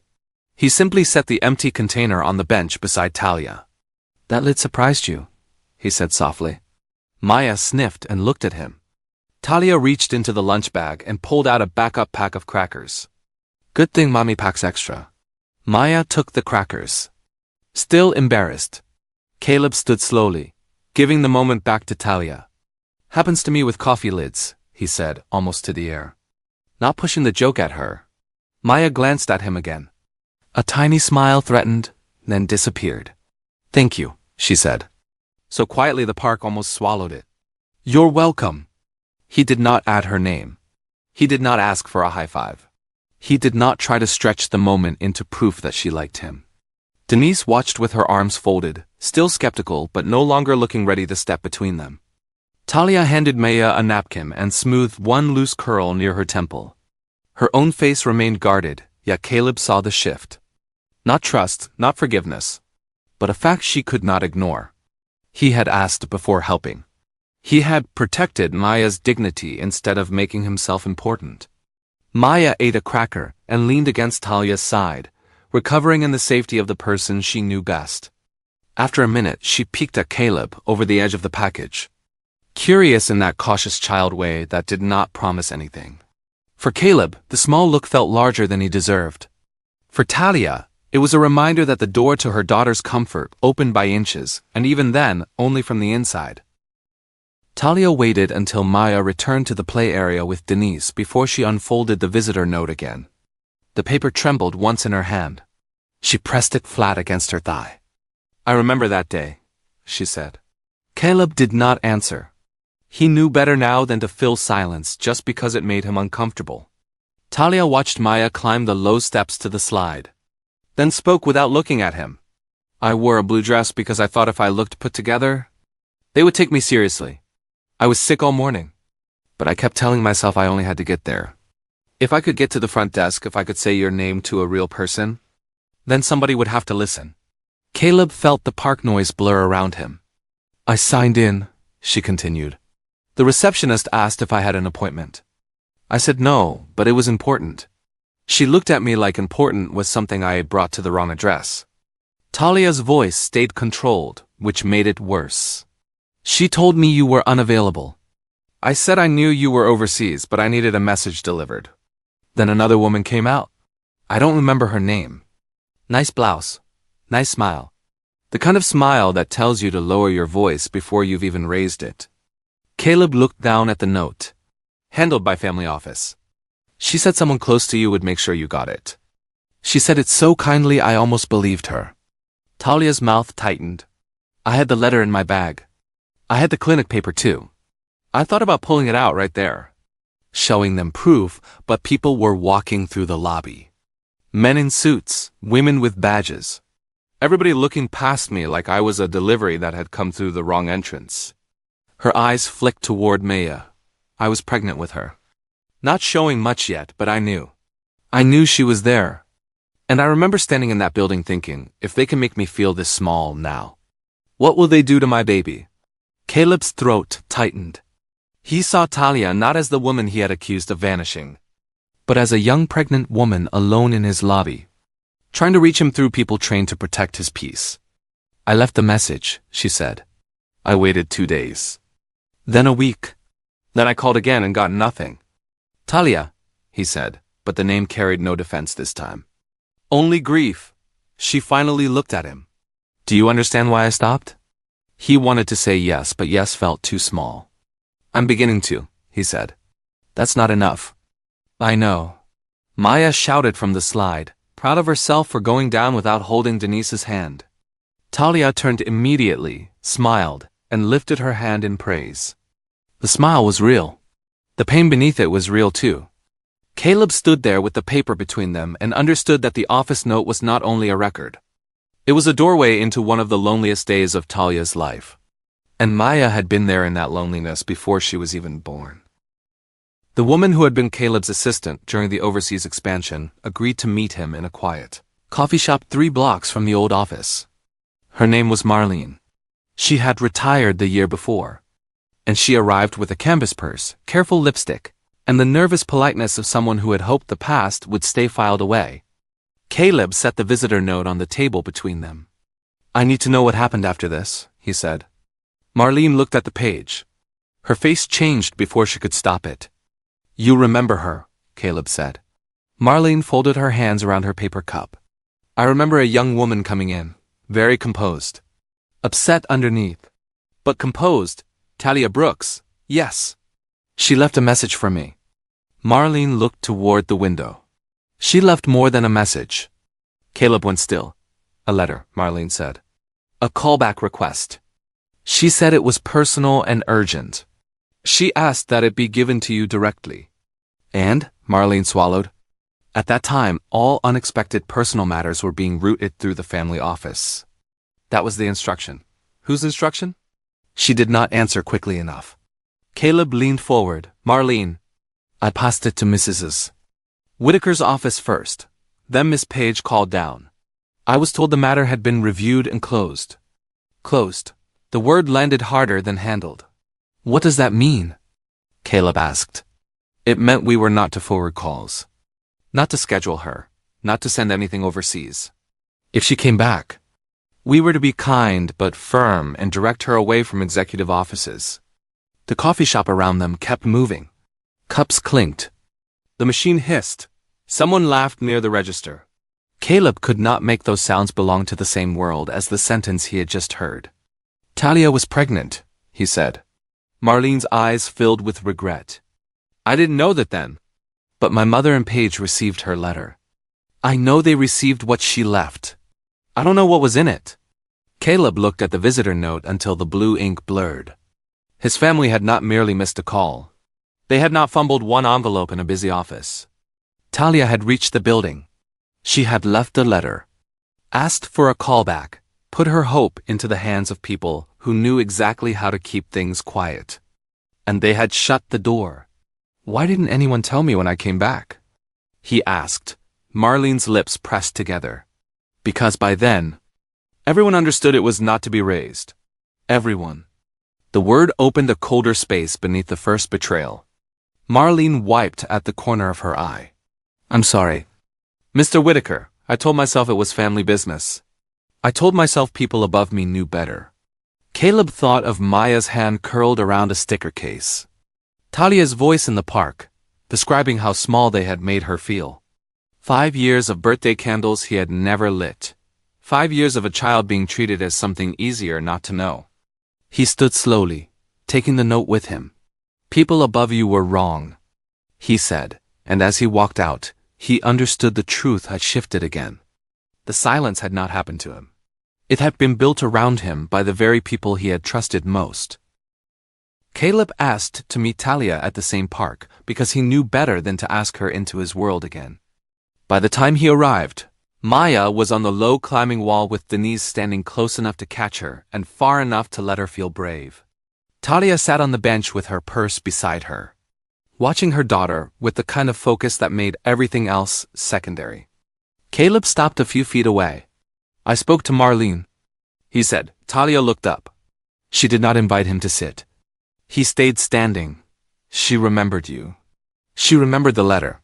The callback request, all of it." Talia's face did not change, but one hand closed around the strap of her purse. Caleb forced himself to keep going. This was the part his family would have softened. This was the part Paige would have turned into careful language, and Vivian would have wrapped in concern until the truth barely had teeth. He would not do that to Talia. "Marlene passed your message to my mother's office," he said. Then Paige called down. Staff were told the matter had been reviewed and closed. They were told not to forward your calls, not to schedule you, not to send anything to me overseas. Talia looked toward Maya, who was trying to climb one step higher while Denise encouraged her in a low voice. Only after she made sure Maya was steady did Talia turn back. "Say it plain," she said. Caleb swallowed. My mother and Paige got your attempts to reach me. They kept them from me. For a second, the whole park seemed to pull away from them. Children still laughed. Shoes still kicked wood chips. Somewhere nearby, a dog barked at nothing. But Talia sat very still. Like movement might make the words enter deeper. I knew, she whispered. Caleb nodded, his throat tight. You did. No, her eyes sharpened. I mean, I knew they looked at me like I was something to move out of the way. I knew your mother didn't want me near you. I knew Paige could make a person feel foolish without raising her voice. But knowing and hearing it confirmed are not the same thing. I'm sorry. Don't make me hold that for you. He stopped at once. Talia's eyes shone, but she did not cry. I spent years wondering if I had missed one more way to reach you. One more number, one more address. I wondered if pride made me stop too soon. You didn't, I know that now. Her voice turned harder. And I hate that knowing it doesn't give Maya back one birthday with her father. It doesn't give me back the nights I sat up with a feverish baby by myself. It doesn't give her back the chance to have been wanted by everybody from the beginning. Caleb looked at Maya. She was laughing now, proud of herself for making it to the platform. The sound should have been simple. Instead, it pressed against everything he had lost and everything Talia had been forced to carry. I won't defend them, he said. Talia studied him. That's the first useful thing you've said. It was not forgiveness. It was not warmth. It was a line drawn in the dirt between them and the people who had arranged her silence. Caleb accepted it. Maya ran back then, breathless, and Talia's face changed before the child reached her. The grief folded away. The mother returned first. Mommy, did you see? I saw, baby. You were careful and brave. Maya glanced at Caleb, curious because he was there again. But Talia gently touched her shoulder and kept the world small. Caleb understood the message without being told. The truth had finally reached Talia, but Maya would not be asked to carry it. For a dangerous moment, Caleb thought the truth might bring them closer. Not close. He knew better than that now. But closer than they had been. He had named Vivian and Paige. He had brought proof instead of denial. He had stood there and let Talia be angry without asking her to make him feel less guilty. Then Talia looked at him, and the hope died before it could embarrass them both. You don't get to stand apart from this like you're only finding out about strangers, she said. Caleb's mouth closed. Denise moved nearer to Maya, giving the adult space without taking her attention off the child. Maya had started drawing a sun above the oversized flower, pressing yellow circles into the concrete. Talia lowered her voice. Your mother did this. Paige helped. I hear that. I believe you. But you accepted whatever story made it easiest to get on a plane and stay gone. I was told you wanted distance. And you let that be enough. The words struck cleanly. Caleb had no defense that did not make him smaller. Talia pointed toward Maya, not sharply, but with the full weight of the life beside them. She learned to walk without you. She had ear infections without you. She asked me once if everybody has a daddy somewhere. And I had to decide how much truth a 3-year-old could survive before breakfast. Caleb looked at Maya. She was sorting chalk by color now, completely unaware of the ache gathered around her. I didn't know, he said. No, Talia answered. But you didn't come looking either. He felt that sentence settle where no apology could reach. Talia folded the visitor note and the page of notes he had brought, then handed them back to him. Proof that your family blocked me does not make you safe. It makes them dangerous. It makes you complicated. I understand. Do you? He met her eyes. I'm trying to. That is the only answer you've given today, that I believe. It should have hurt, it did. But beneath the hurt was something steadier. Because she had not closed the door. She had made it narrower. Harder, more honest. If you continue seeing Maya, Talia said, it stays supervised, short, on her schedule. You do not bring Vivian or Paige near her. You do not tell yourself that because they lied, you are automatically the good one. Caleb nodded. I mean it, she said. You don't get to use their guilt as your innocence. Maya came over then, holding up a piece of blue chalk. Mommy, can you see my flower? The question surprised all of them. Talia looked at Caleb first, warning clear in her face. Then she looked at Maya. If you want to show him, you can, you don't have to. Maya considered that, then turned the chalk in her fingers. He can look from there. Caleb stayed exactly where he was. I can see it. It's a very good flower. Maya nodded once, satisfied, and went back to Denise. Talia watched him not move. That was the test now. Not whether he loved the idea of his daughter. Whether he could accept the place she gave him, even when that place was several feet away on a cracked courtyard path, with no reward except not frightening her. Follow the rules, Talia said. Then we'll see. Caleb did not ask for more. For now, more would have been another kind of taking. By the time they left the park, Maya's energy had burned down to the edge of tears. Her jacket sleeve was twisted. One shoe kept blinking even when she stood still. She held the sticker case too tightly and insisted. She was not tired in the voice that meant she was minutes away from falling apart. Talia shifted her purse, Maya's backpack, the lunch bag, and the folded visitor note all to one arm. I can carry something, Caleb said. Talia looked at him. Not her, he added quickly. Bags. Maya leaned against Talia's hip and rubbed her eye with the back of her hand. Denise had already gathered the water bottle and a small jacket Maya had abandoned near the bench. Talia handed Caleb the lunch bag and backpack. Nothing more. He took them like they mattered. The walk to the car was slow. Maya dragged one foot, then picked it up when Talia reminded her. Denise unlocked the back door and checked the booster seat.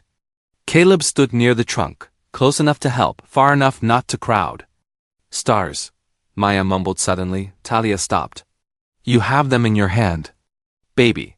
Maya looked down, saw the case, and frowned as if the world had tricked her. Caleb turned his face away for 1 second, not to laugh, but to keep the moment from becoming a performance. When he looked back, Talia had noticed. He placed the bags in the trunk and stepped aside. Maya climbed into her seat with Talia's help. Her lower lip trembled when the strap caught under her arm. I don't like it. I know, Talia said. Calm and practiced. Arm up, there you go. Caleb's hands stayed at his sides. Every instinct told him to fix something, but Talia did not need him inside that moment. Maya did not need another adult reaching over her. When the strap clicked, Talia brushed a kiss against Maya's forehead. You did it. Maya looked past her at Caleb. Bye. The word was sleepy. Almost accidental. Caleb's face softened. Bye.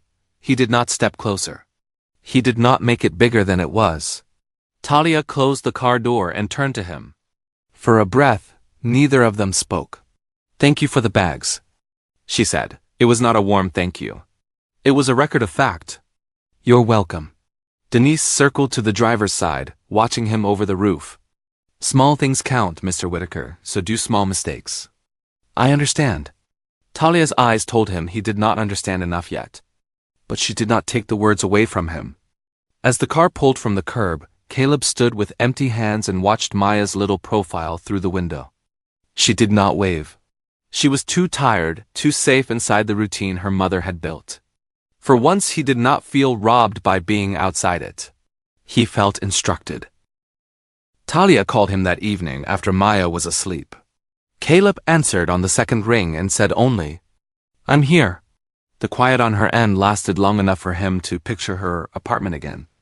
The small kitchen table, the hooks by the door, Maya's shoes lined up under the bench. A life that did not need his money to be real. I'm not promising anything, Talia said. I know. I'm saying there may be one visit, one, supervised, routine-based. No surprises. Caleb closed his eyes. Hope rose so fast it almost embarrassed him. He kept it out of his voice. Tell me the terms.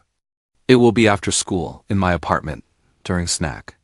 Not dinner, not bedtime, not anything that makes her day feel taken over. Okay, my mother will be there. Okay. You bring what I tell you to bring, if I tell you to bring anything. You don't bring toys, clothes, books, anything expensive, anything with your family name on it. I won't, and Caleb. He heard the shift. Yes? Vivian and Paige do not come near her. His hand tightened around the phone. Talia heard the silence. That is not negotiable, I know. No, I need you to hear me. They don't meet her because they are curious. They don't send something through you. They don't wait in a car outside. They don't call themselves family to a child they helped erase. The words were harsh because the truth was harsh. Caleb let them stand. I'll keep them away from Maya, he said, and from me unless I choose otherwise. Yes, Talia breathed out slowly. If they push and you fold, we are done. He looked across his office toward the dark window. In the reflection, he could see the man he had been trained to be. Clean suit, controlled face, heir to a name that had taught him peace meant compliance. For the first time, that training felt less like strength and more like a danger to his daughter. I won't fold, he said. You've said a lot of things. I'll prove this one. Talia did not answer right away. When she did, her voice had no softness, but it had shape. A door not open, only unlocked under strict conditions. I'll text you the day and time. Thank you. This is not for you. I know, he said. It's for Maya. No. It's for Maya if you make it safe enough to be for her. Then she ended the call. Caleb sat in the dark with the phone in his hand. Knowing the smallest chance he had been given would place him directly against his mother and sister. For once, the choice did not feel complicated.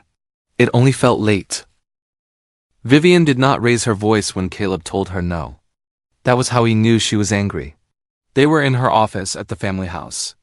The room with pale walls, heavy drapes, and a desk so orderly it seemed less used than displayed. Vivian sat behind it with a cup of tea untouched near her hand. I am asking to meet my granddaughter, she said. That should not be treated as an offense. Caleb stood across from her. Talia said no.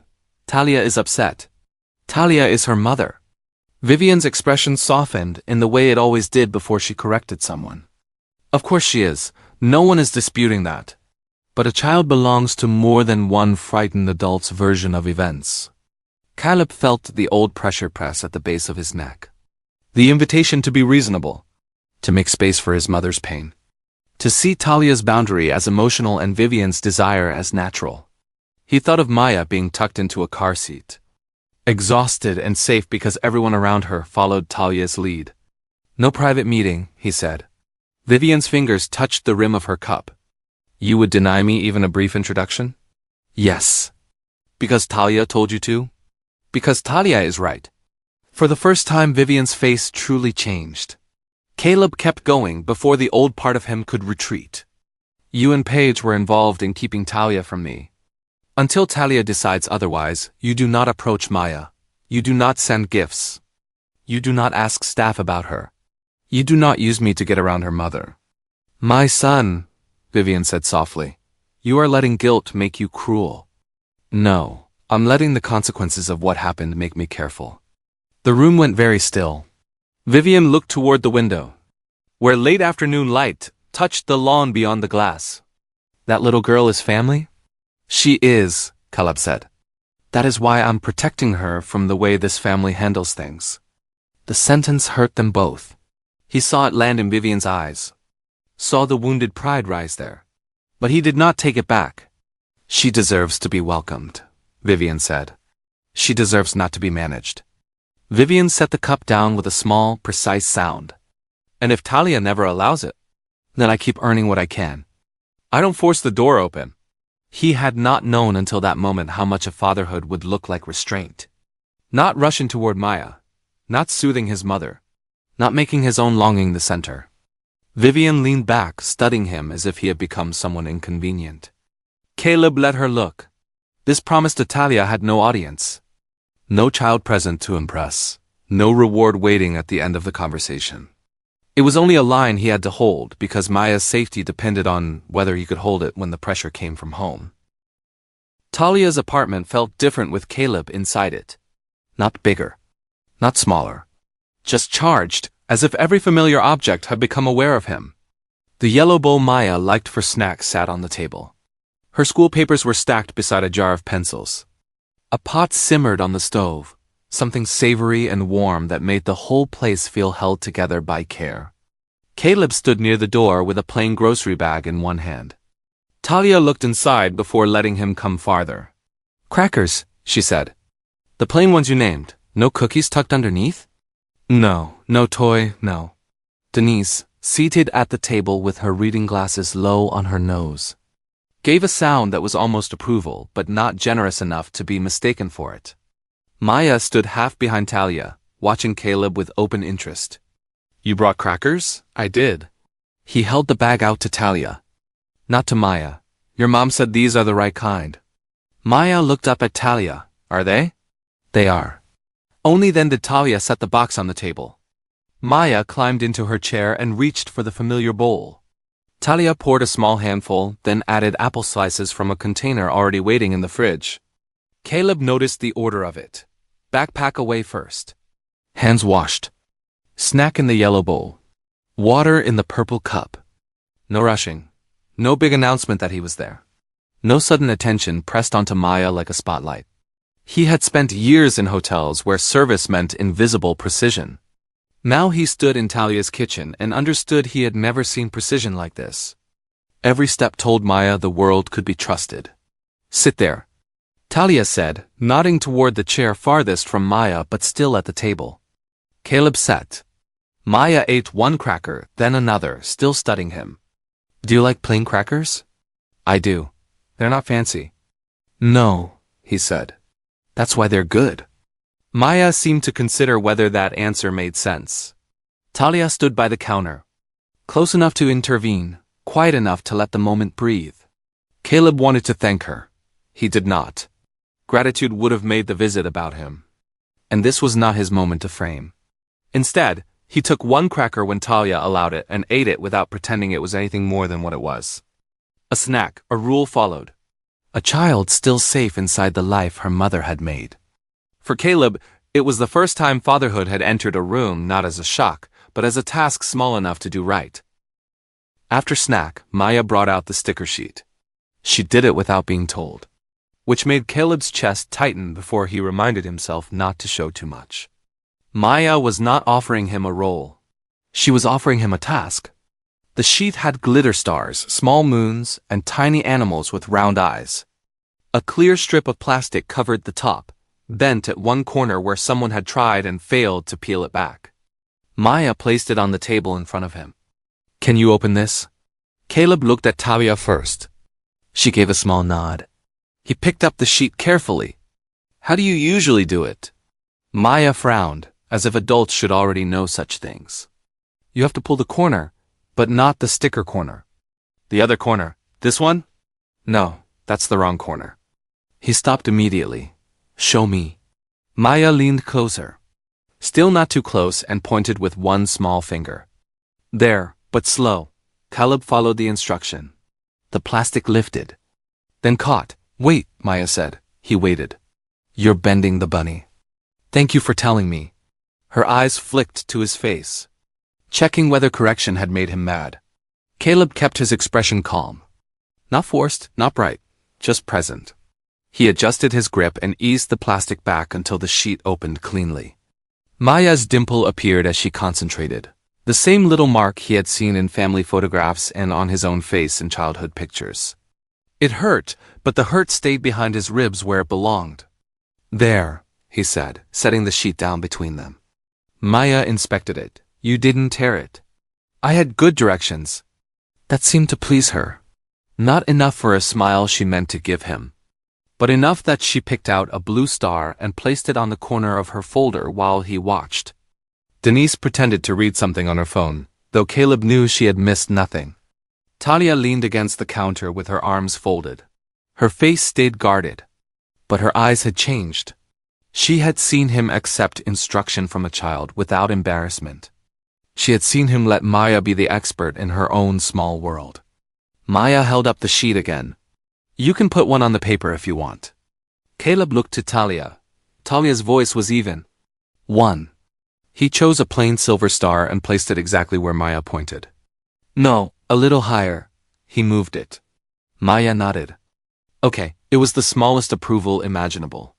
Caleb received it like something fragile and did not try to turn it into more. Maya was still deciding where the silver star belonged when Caleb's phone buzzed against the table. It was not loud. Just one short vibration beside his empty water glass. Still, Talia heard it. Denise heard it. Caleb saw both of them notice before the screen lit up. Page. He did not touch it right away. Across the table, Maya pressed the edge of a sticker down with the careful seriousness of a child doing important work. Her tongue tucked into the corner of her mouth. The dimple in her left cheek appeared, then vanished as she leaned back to inspect her folder. The phone lit again. Caleb glanced down before he could stop himself. Have you confirmed what Talia wants from the family? We need clarity before this grows. The words were clean, practical, almost harmless if a person did not understand what they were standing inside. But Caleb understood more than he had a week ago. Paige was not asking whether Maya was comfortable. She was not asking whether the visit was going well, whether Talia felt safe, whether a little girl had just let him place one sticker on a sheet of paper. Paige wanted to know what Talia wanted, as if Talia were negotiating from the edge of a problem. As if Maya's first careful steps toward him were already part of something to be contained. Talia's eyes moved from the phone to Caleb's face. He saw the question there before she spoke it. Are they in this room too? Caleb picked up the phone. For one breath, old training pulled at him. Answer quickly. Keep Paige informed. Let the family stay ahead of whatever might happen. Then Maya said, Is this one crooked? The question was for Talia. Not him, but it steadied him anyway. Caleb turned the phone face down and silenced it. No reply, no explanation into the screen. No opening for Paige to step through. Talia watched the motion without softening. Denise gave him a look that said he had done the minimum and should not expect applause for it. Maya held up her folder. Mommy? Talia leaned closer. A little crooked, but I like it. Maya considered that. Crooked can stay, crooked can stay. Caleb kept his hands folded on the table. He did not check the phone again, even when it seemed to burn beside him. The room settled back around Maya's small project, but not all the way. Something had shifted. Talia's kitchen still smelled like dinner and apples and the warm soap Maya had used to wash her hands. Yet the Whitaker world had reached into it for a second and reminded everyone how close it remained. Caleb had kept the visit intact. He had not kept the danger out. Talia knew the difference.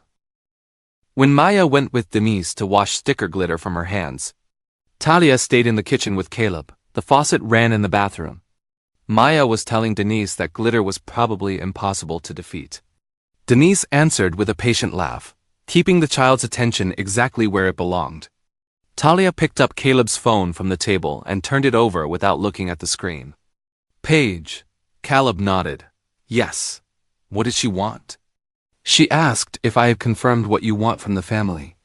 Talia's mouth tightened. From the family. I didn't answer. I saw. He waited, knowing better than to accept that as praise.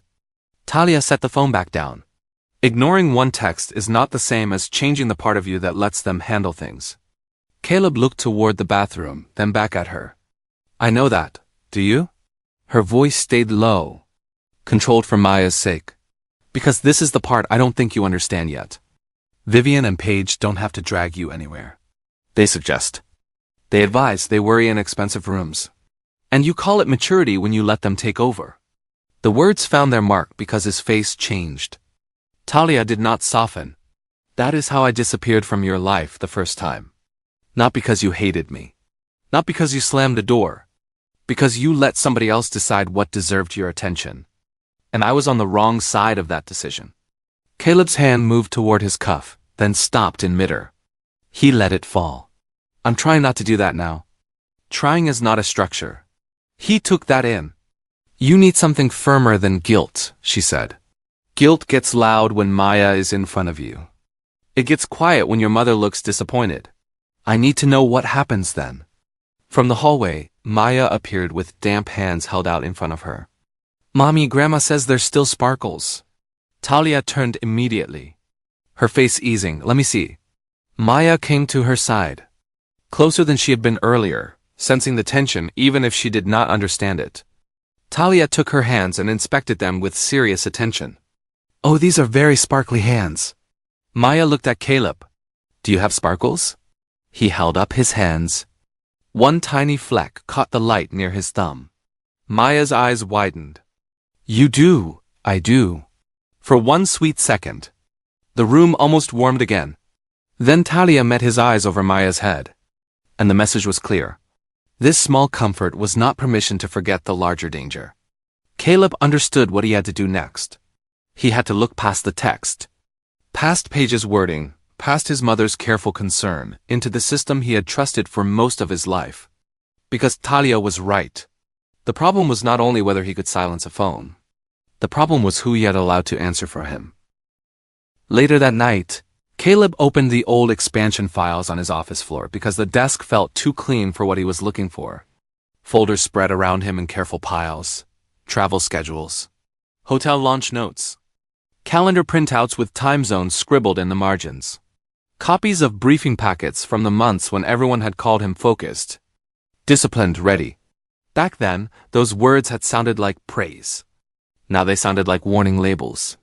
He found the first note clipped to a travel folder from Singapore. All personal calls to be screened through Vivian's office. On another calendar page, next to a week of investor meetings, a typed line sat beneath the schedule. Unexpected visitors or personal requests to root through Paige's team until return. Caleb stared at it until the words stopped looking administrative and started looking human. Personal calls, visitors, requests. Talia had been all three. He remembered that season in flashes. Hotel lobbies with polished stone. Conference rooms where everyone stood when he entered. Late nights when Paige sent him summaries instead of problems. And Vivian told him to keep his eyes forward. He had been grateful for it. Proud of it, even. He had believed important men did not get distracted by emotional disorder back home. He had called it discipline.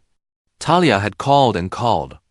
And somewhere in these neat pages, his discipline had become a locked door. He pulled another binder closer. A color-coded calendar showed a 3-week stretch so packed he could barely read it.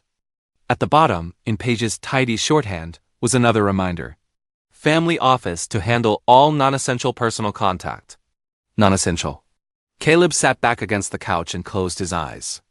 A pregnant woman trying to tell him he had a child had been placed in the same category as interruptions, invitations, and social calls. Not because some stranger misunderstood. Because the people around him had known what kind of life he expected to be protected from. He had not written Talia's name in those notes. He had not stamped a return to send her on her letter. He had not stood in the lobby and turned her away.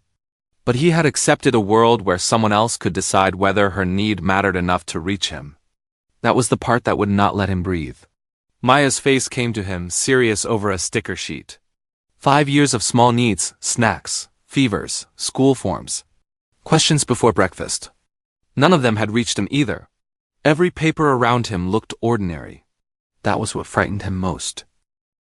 The former operations aide met Caleb over a video call from a bright kitchen in Denver, with a toddler's drawing taped to the cabinet behind him. His name was Aaron, and he seemed pleased at first to hear from Caleb. He asked about the company. He mentioned the overseas launch like it was still a badge they had all earned together. Then Caleb asked about the personal access instructions, and Aaron's smile faded into careful professionalism. "Oh," Aaron said, "that. I need to understand how those instructions were created." Aram rubbed the back of his neck. "I mean, it was standard for that project. You were carrying a lot. Vivian wanted you insulated. Paige was coordinating communications. Everyone knew the launch couldn't get bogged down. Bogged down by what? Distractions." Caleb did not blink. Personal matters, right. Aaron looked uncomfortable now, but not ashamed enough. Look, nobody thought of it as cruel. You had investors. Government meetings, staffing issues. There were always people trying to get access to you. Old friends, women you dated, vendors, relatives with opinions. The instruction was that anything personal and unexpected went through your mother or Paige. And you understood I wanted that? Aaron hesitated. Caleb leaned closer to the screen. Say it. We understood you were aligned with it. Aaron said, you wanted clean lines. No drama during the launch. That was the culture around you then. The culture around you. Caleb almost looked away, but he made himself stay still. Aaron kept talking, trying to soften what had already landed. It wasn't like you personally reviewed every call. That was the point. You trusted your family to know what should reach you. And if someone said it was urgent, Urgent personal matters were still rooted. To Vivian and Paige. Yes, the answer was so calm. So procedural. No villain's grin, no secret satisfaction. Just a man describing a system that had worked exactly as designed. Caleb thought of Talia in that office lobby, wearing a dress chosen to make people take her seriously. He thought of her clinic paper in a bag, her letter in someone else's hand. Her unborn child reduced to drama at the wrong time. Aaron sighed. Caleb, if this is about someone specific, I'm sorry. But back then, you were clear about priorities. There it was. Not an accusation, not even blame. A mirror. Caleb had trained people to believe his peace mattered more than whatever pain tried to reach him. He had allowed obedience to look like maturity, and everyone around him had mistaken that for permission. Thank you for being honest, Caleb said. Aaron looked relieved. Of course, I hope it helps. Caleb ended the call without answering that. Help was too small a word for what it had done. It had taken the wall between him and Talia and shown him his own shape in the bricks. The memo was buried in a digital folder labeled Launch Transition. A name so bland Caleb nearly skipped it. He opened it because he was no longer willing to trust bland things. The document was only 2 pages long. A summary of responsibilities before he left the country. Who would handle investor updates? Who would speak to regional managers? Who would filter travel changes, press inquiries, and internal requests? Near the bottom, one sentence stopped him. During the overseas launch period, personal access decisions are delegated to Vivian Whitaker and Paige Whitaker to preserve executive focus and continuity. Caleb read it once, then again, personal access decisions. Not phone support. Not calendar assistance. Decisions. The memo referenced an attached authorization form. Caleb scrolled to the bottom, then checked the file list. Nothing. No attachment. No scanned signature page. Only the summary. Sitting there like the shadow of something worse. He searched the folder again. Then the archive. Then the old email chain attached to the memo. The attachment was missing everywhere. For a moment, he let himself hope that the summary had overstated things. Maybe some assistant had used broad language. Maybe there had been no formal approval. Maybe his name was close to the structure but not written into it. The hope lasted less than a minute. He knew how Whitaker files worked. Paige did not circulate summaries without backup. Vivian did not rely on vague authority when a signature could make obedience cleaner. Somewhere, there had been a document. Somewhere, his consent had been made official enough for everyone below him to stop asking questions. Caleb stood and crossed to the window. Outside, the city moved in clean evening lines. Headlights, office towers. Restaurants filling with people who knew where they belonged for the night. He placed both hands on the sill and tried to slow his breathing. If the signed form existed, then the story changed again. He would not be only the man whose mother lied. He would be the man who gave her the authority to make the lie work. Talia's anger came back to him with terrible clarity. You let that be enough. He had thought she meant the lie Vivian told him. Now he wondered if she had been naming something deeper without having the paper to prove it. He checked the file again, as if the attachment might appear because he needed it to. It did not. Only the memo remained, plain and incomplete, pointing toward a signature he feared would be his. Caleb closed the laptop, then opened it again almost immediately. Fear was not evidence. And if the evidence existed, he owed Talia the truth before he owed himself relief. Paige did not pretend not to know what he meant. When Caleb walked into her office and asked about the missing authorization, she looked up from her screen, went still for half a second, then removed her glasses with the slow patience of someone preparing to manage an unreasonable man. That was a long time ago, she said. Where is the signed form? Probably in archived legal storage. Then request it. Paige leaned back. Before you charge into another file cabinet, you need to remember what that period was like. I remember enough. No, you remember what guilt is letting you remember. Her voice stayed level, but her eyes sharpened. You were leading the most important expansion this company had attempted in 20 years. You were exhausted. Mother was worried. I was keeping reporters and investors from reading uncertainty on your face. We put access controls in place because you needed protection. From Talia? From emotional chaos? Caleb's hands curled once, then loosened. She was pregnant. We did not know that in the way you are saying it now. What way is that? As a settled fact. Paige set her glasses on the desk. At the time, she was a woman from a relationship you had already been warned could become complicated, appearing during a critical business window with urgent personal claims. You may not like that language, but it was the reality we were dealing with. No, it was the reality you chose to see. Paige's mouth tightened. Someone had to be practical. Talia was trying to reach me. And if she had reached you then? Paige asked. Honestly, Caleb, you would have left meetings. Questioned the assignment, thought Mother, maybe flown back. The launch could have collapsed.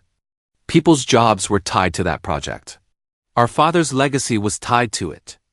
You act now as if the only moral choice was obvious because a child is standing in front of you 5 years later. The child is standing in front of me, he wanted to say. That is the point. Instead, he looked at his sister and saw the cost of her competence. Paige could keep a company calm. She could make a crisis sound like weather. She could arrange words until harm looked like sacrifice. Talia's timing would have derailed you. Paige said more quietly, maybe that sounds cold. But I believed it then, and I believe it now. Caleb felt something between them split. You are talking about my daughter like she was a scheduling conflict. Paige looked away first. He moved toward the door. Find the form? Caleb, he turned back. If you keep digging, you may not like what you prove. I already don't like what I know. Then he left before her careful logic could make the room any colder. Caleb arrived at Talia's apartment at 5:30 exactly, with sleeves rolled to his forearms and dread sitting heavy behind his ribs. He had not found the signed form. He had found enough to fear it. Still, he knocked at the time Talia gave him, not early, not late. When she opened the door, her eyes moved over his face before they dropped to the paper grocery bag in his hand. You look tired, she said. I'm okay to be here. That wasn't what I asked. He accepted the correction. I'm tired. I can still follow directions. Talia held his gaze another second, then stepped aside. Maya was at the table coloring a row of tiny hearts along the top of a school worksheet. Denise stood near the sink, drying her hands on a towel. The kitchen smelled like rice, roasted vegetables, and the lemon cleaner Talia used on the counters. Caleb felt the shift immediately. Outside this apartment, people were hiding files and defending old choices. Inside, Maya needed dinner to happen before hunger turned the evening sharp. That was the work in front of him. Talia pointed to the cutting board. Cucumbers, half moons, not too thick. Maya won't eat them if they're too thick. Yes. He washed his hands without being told and took the knife she handed him. The task was simple, but his hands wanted to carry the tremor from everything he had learned. He slowed down, one cucumber, then another. Thin enough for a 5-year-old with strong opinions and a mother who had learned every one of them. Maya glanced over. Are those for me? If your mom says I'm doing them right. Talia checked the slices. A little thinner. Caleb adjusted. Maya watched him with interest. Mommy cuts them fast. I believe that. Grandma says Mommy can cut anything perfect. Denise smiled into the towel. I said nearly anything. For a moment the kitchen almost held. Not easy. Not healed, but steady. Caleb set the corrected slices into the small bowl Talia gave him and did not ask Maya if she liked him better for it. He did not mention Paige. He did not let his fear spill onto the table. Talia noticed anyway. He saw it in the way her eyes paused on him between stirring the pot and checking Maya's cup. She could read a room the way other people read a recipe. She knew when an ingredient did not belong. Caleb kept cutting. He had made it there. He had kept the promise. He had not disappeared into shame. But the secret he carried had entered with him, and Talia was already measuring how close it had come to her child. Talia let Caleb finish the cucumbers before she said anything. She watched him place the last thin slice into the bowl. Watched him rinse the knife. Watched him stand there with too much weight on his shoulders for a man doing a simple kitchen task. Maya was at the table, drawing hearts around the edge of her worksheet. Denise sat beside her, asking which one was the fanciest heart, keeping her voice light enough to hold the room together. Talia wiped her hands on a towel and stepped closer to Caleb. Whatever you brought in here, she said quietly, you need to say it or take it outside. Caleb looked at her. Talia did not raise her voice. She did not need to. I'm serious. My kitchen is not a place for grown people to leak fear all over my child and call it privacy. His face tightened, not in anger, in recognition. I don't have the whole answer yet, he said. Then say that. Maya looked up from the table. Mommy? Talia turned at once. I'm right here, baby. Finish your purple one. Maya accepted that and bent over the worksheet again. Denise gave Talia one brief look over the child's head. A warning and support at the same time. Talia lowered her voice even more. You don't get to stand in my home carrying secrets that change the air and expect me to pretend Maya can't feel it. She feels things. She may not know the words, but she knows when adults go strange around her. Caleb glanced toward Maya and shame crossed his face. That's not fair to her, Talia said. And it's not fair to me. I have spent 5 years reading rooms before they could hurt my child. I'm not going to stop because you're uncomfortable. I found more records, he said. Talia waited. They suggest I may have given my mother and Paige authority to screen personal access while I was overseas. The towel in Talia's hand went still. Suggest? There's a memo. The signed attachment is missing. So you don't know yet? Not fully. But you know enough to be scared. Yes. The honesty did not soften her. It sharpened the moment. Then hear me, Talia said. You can be scared. You can be ashamed. You can find out ugly things about yourself and your family. But you will not make Maya live inside the fog of it. If you come here, you come steady. If you cannot be steady, you tell me before you walk through that door. Caleb nodded once. You're right. I'm not looking to be right. I'm looking to keep my daughter peaceful. At the table, Maya held up her worksheet. This one is for Grandma. Denise smiled. Well, then it better have extra sparkle. Talia's eyes stayed on Caleb for one more second before she turned back to her child. The boundary had been set, not against truth. Against the careless way adults sometimes carried truth into a room and let children breathe it in. Maya ate at the table with Denise beside her, dipping cucumber slices into a little cup of dressing and narrating which ones were the crunchiest. Talia stood by the sink with Caleb, close enough to hear her daughter. Far enough that the conversation could stay above Maya's head. She did not look relaxed. She looked ready. Tell me, she said. Caleb kept his voice low. During the overseas expansion, there were instructions for personal calls and unexpected visitors to be routed through my mother's office or Paige's team. Talia's eyes hardened, but she waited. I found travel notes, calendar reminders, then a summary memo. He paused, not to soften it, but to make sure each word was clean. The memo says personal access decisions were delegated to Vivian and Paige so I could stay focused overseas. Talia looked toward Maya. Maya was showing Denise a cucumber shaped like a smile. Talia turned back. Delegated by who? That's the part I don't have yet. Her expression told him she already knew where the sentence was going. Caleb forced himself to finish. The memo references an authorization form. The attachment is missing. I haven't found the signed copy. Signed by you. I don't know. Don't insult me. He closed his mouth. Talia's voice stayed quiet, but the quiet had sharp edges. They didn't need a random form to decide you were too important to be bothered. They needed your permission.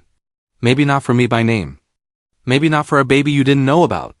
But they needed the kind of permission that told everyone around you who mattered and who could wait. Caleb took the words because they were true enough to stand even without the paper. I'm looking for it, he said. You should have looked for me. The sentence moved through him like a door closing. At the table, Maya laughed at something Denise whispered. The sound made Talia's face flicker. Pain, anger, control. Then the mother in her steadied everything again.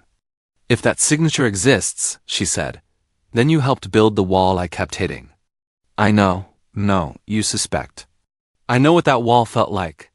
He looked down at the sink, at a single drop of water sliding along the steel. You're right. Talia stared at him for a long moment. Where would the original be? Archived storage tied to my mother's office. Paige may know where. Vivian definitely can get to it. Then get it, He nodded. And Caleb? He looked up. If you find your name on it, do not come here looking devastated, like devastation is payment. Bring me the truth, that's all. Maya called from the table. Mommy, I ate 4 cucumbers. Talia turned at once. I see that, good job, baby. Her voice was warm for Maya and ice around the edges for him. Caleb stood beside the sink with the near truth between them. Knowing the small trust he had earned could crack under the weight of one missing signature. And still, he had to find it. The archived box was waiting in Vivian's private office the next morning. Caleb had not expected her to be there when he opened it. He should have. Vivian Whitaker had never been the kind of woman who allowed difficult evidence to appear without supervision. She sat in the armchair near the window, hands folded, a cream sweater draped over her shoulders. Her face held the calm of someone prepared to be disappointed with everyone but herself. The records team said you requested expansion files, she said. I did. The box sat on the desk between them. Caleb lifted the lid and began sorting through folders marked with dates from the overseas launch. Travel approvals, access summaries, internal memos. Then, near the bottom, he found a sealed brown envelope labeled Executive Authorization. His pulse changed before he opened it. Inside was a single document. It was not long. That almost made it worse. One page had carried enough permission to change 3 lives. Caleb read the first paragraph, then the second. His eyes moved faster, then slower, refusing and confirming at the same time. All personal calls, unscheduled visits, letters, urgent personal messages, and non-business requests during the overseas expansion period were to be screened and handled by Vivian Whitaker and Paige Whitaker on his behalf. On his behalf, at the bottom was his signature. Not a stamp. Not a typed approval. His own hand clean and confident in blue ink. The room went silent in a way that felt physical. Vivian rose from the chair. Caleb. He did not look at her yet. He kept staring at the signature. He remembered signing stacks of papers before the trip, trusting the people around him to make his life smooth. He remembered being tired. He remembered wanting no drama, no emotional noise. Nothing that might pull him away from the role everyone said he was born to fill. He had thought he was being responsible. The page in his hand told the truth. Talia had called. Talia had written. Talia had walked into his office pregnant and humiliated. And the door had not only been guarded by Vivian and Paige. He had given them the key. His grip tightened on the paper until it bent. Vivian stepped closer. You were under extraordinary pressure then. You cannot judge that decision only by what you know now. Caleb finally looked at her. What I know now is that my daughter spent 5 years without me because I made it easy for you to decide who mattered. Vivian's face flickered. He looked back at the authorization, at the neat loops of his own name. For days, he had been angry at the family that lied to him. Now that anger had nowhere clean to stand. He had been lied to. He had also signed the silence into place. Vivian reached for the document, as if straightening the paper might straighten the past. Caleb moved it out of her reach. No, he said. Don't tidy this. Her hand lowered slowly. I was trying to protect you. From Talia. From a relationship that was already pulling you away from what you had built. What I had built? Caleb's voice stayed low. But something in it made Vivian stop. Or what you needed me to become. Vivian's gaze hardened. You have no idea what it takes to hold this family together when people are waiting for one mistake. Your father was gone. The board was watching. Every partner overseas was watching. You were the future of this company, and Talia Brooks was not prepared for what that meant. She was pregnant. I did not know that when I first acted. But you knew she was trying to reach me. Vivian looked away. Caleb gave a short, wounded laugh without humor. There it is. She would have disrupted everything. Vivian's voice thinned. You would have come back.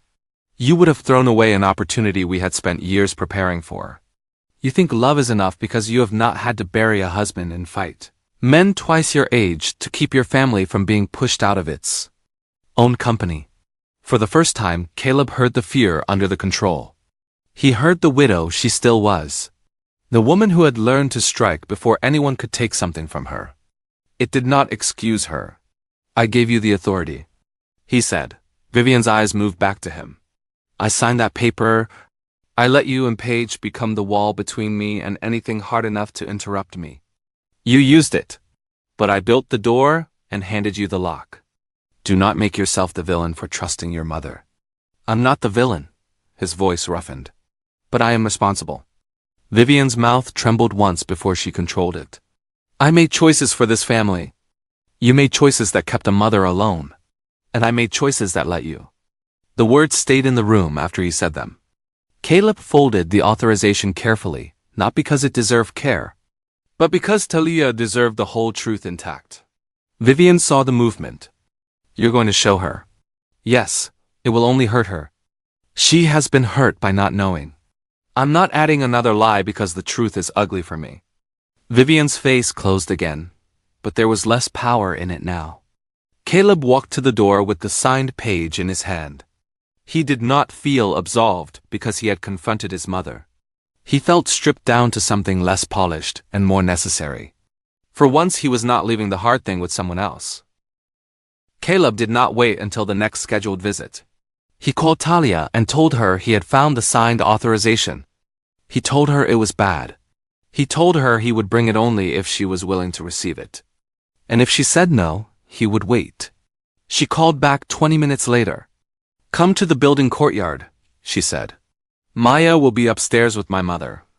When Caleb arrived, Denise was sitting on the bench near the entrance with Maya beside her.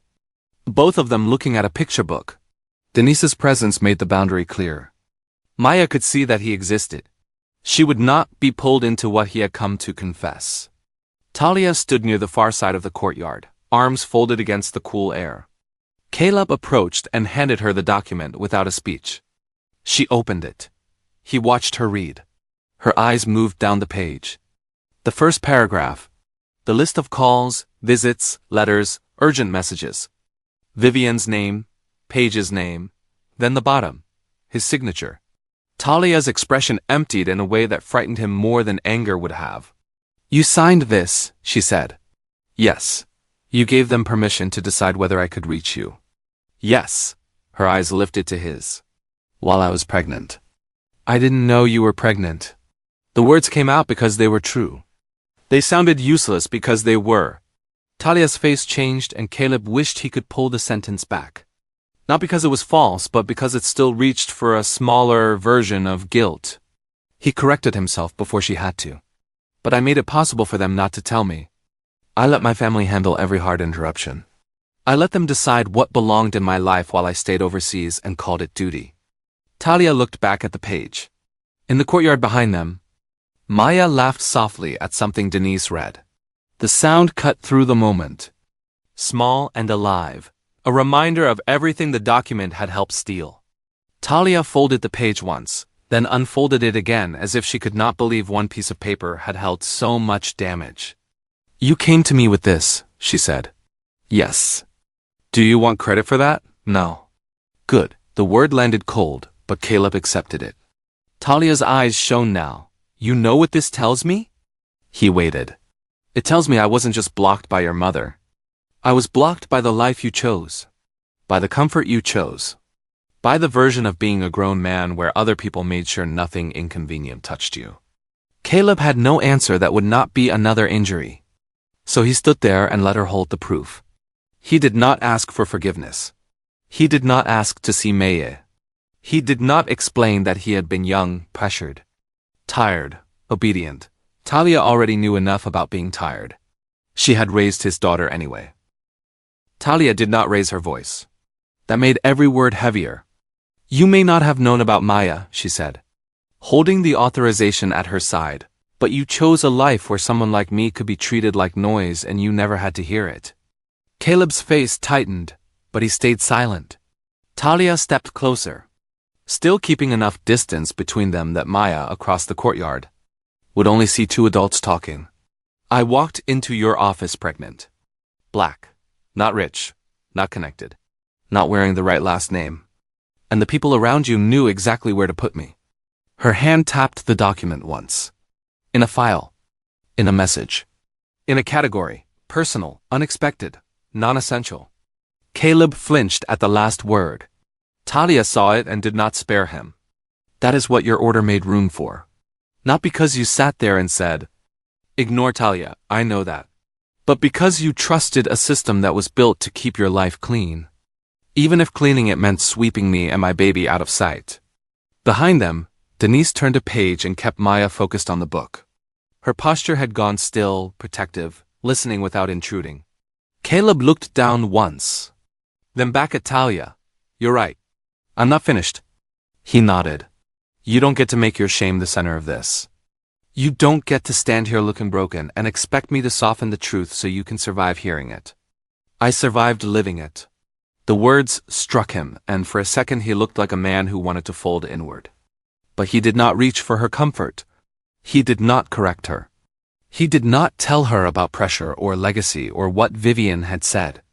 Talia's breath shook once. "I gave birth without you. I learned how to run a business with a baby strapped to me because I could not afford to fall apart. I sat in doctors' offices alone. I figured out fevers. I figured out childcare. I figured out what to say when my daughter asked simple questions that had cruel answers." Maya looked up from the book then, sensing something in the air. Talia turned immediately. Her face changed by force of love. "You okay, baby?" Maya nodded slowly. "Grandma skipped the turtle page." Denise lifted the book. "I did not skip it. The turtle is hiding." Maya accepted this and leaned back against her grandmother.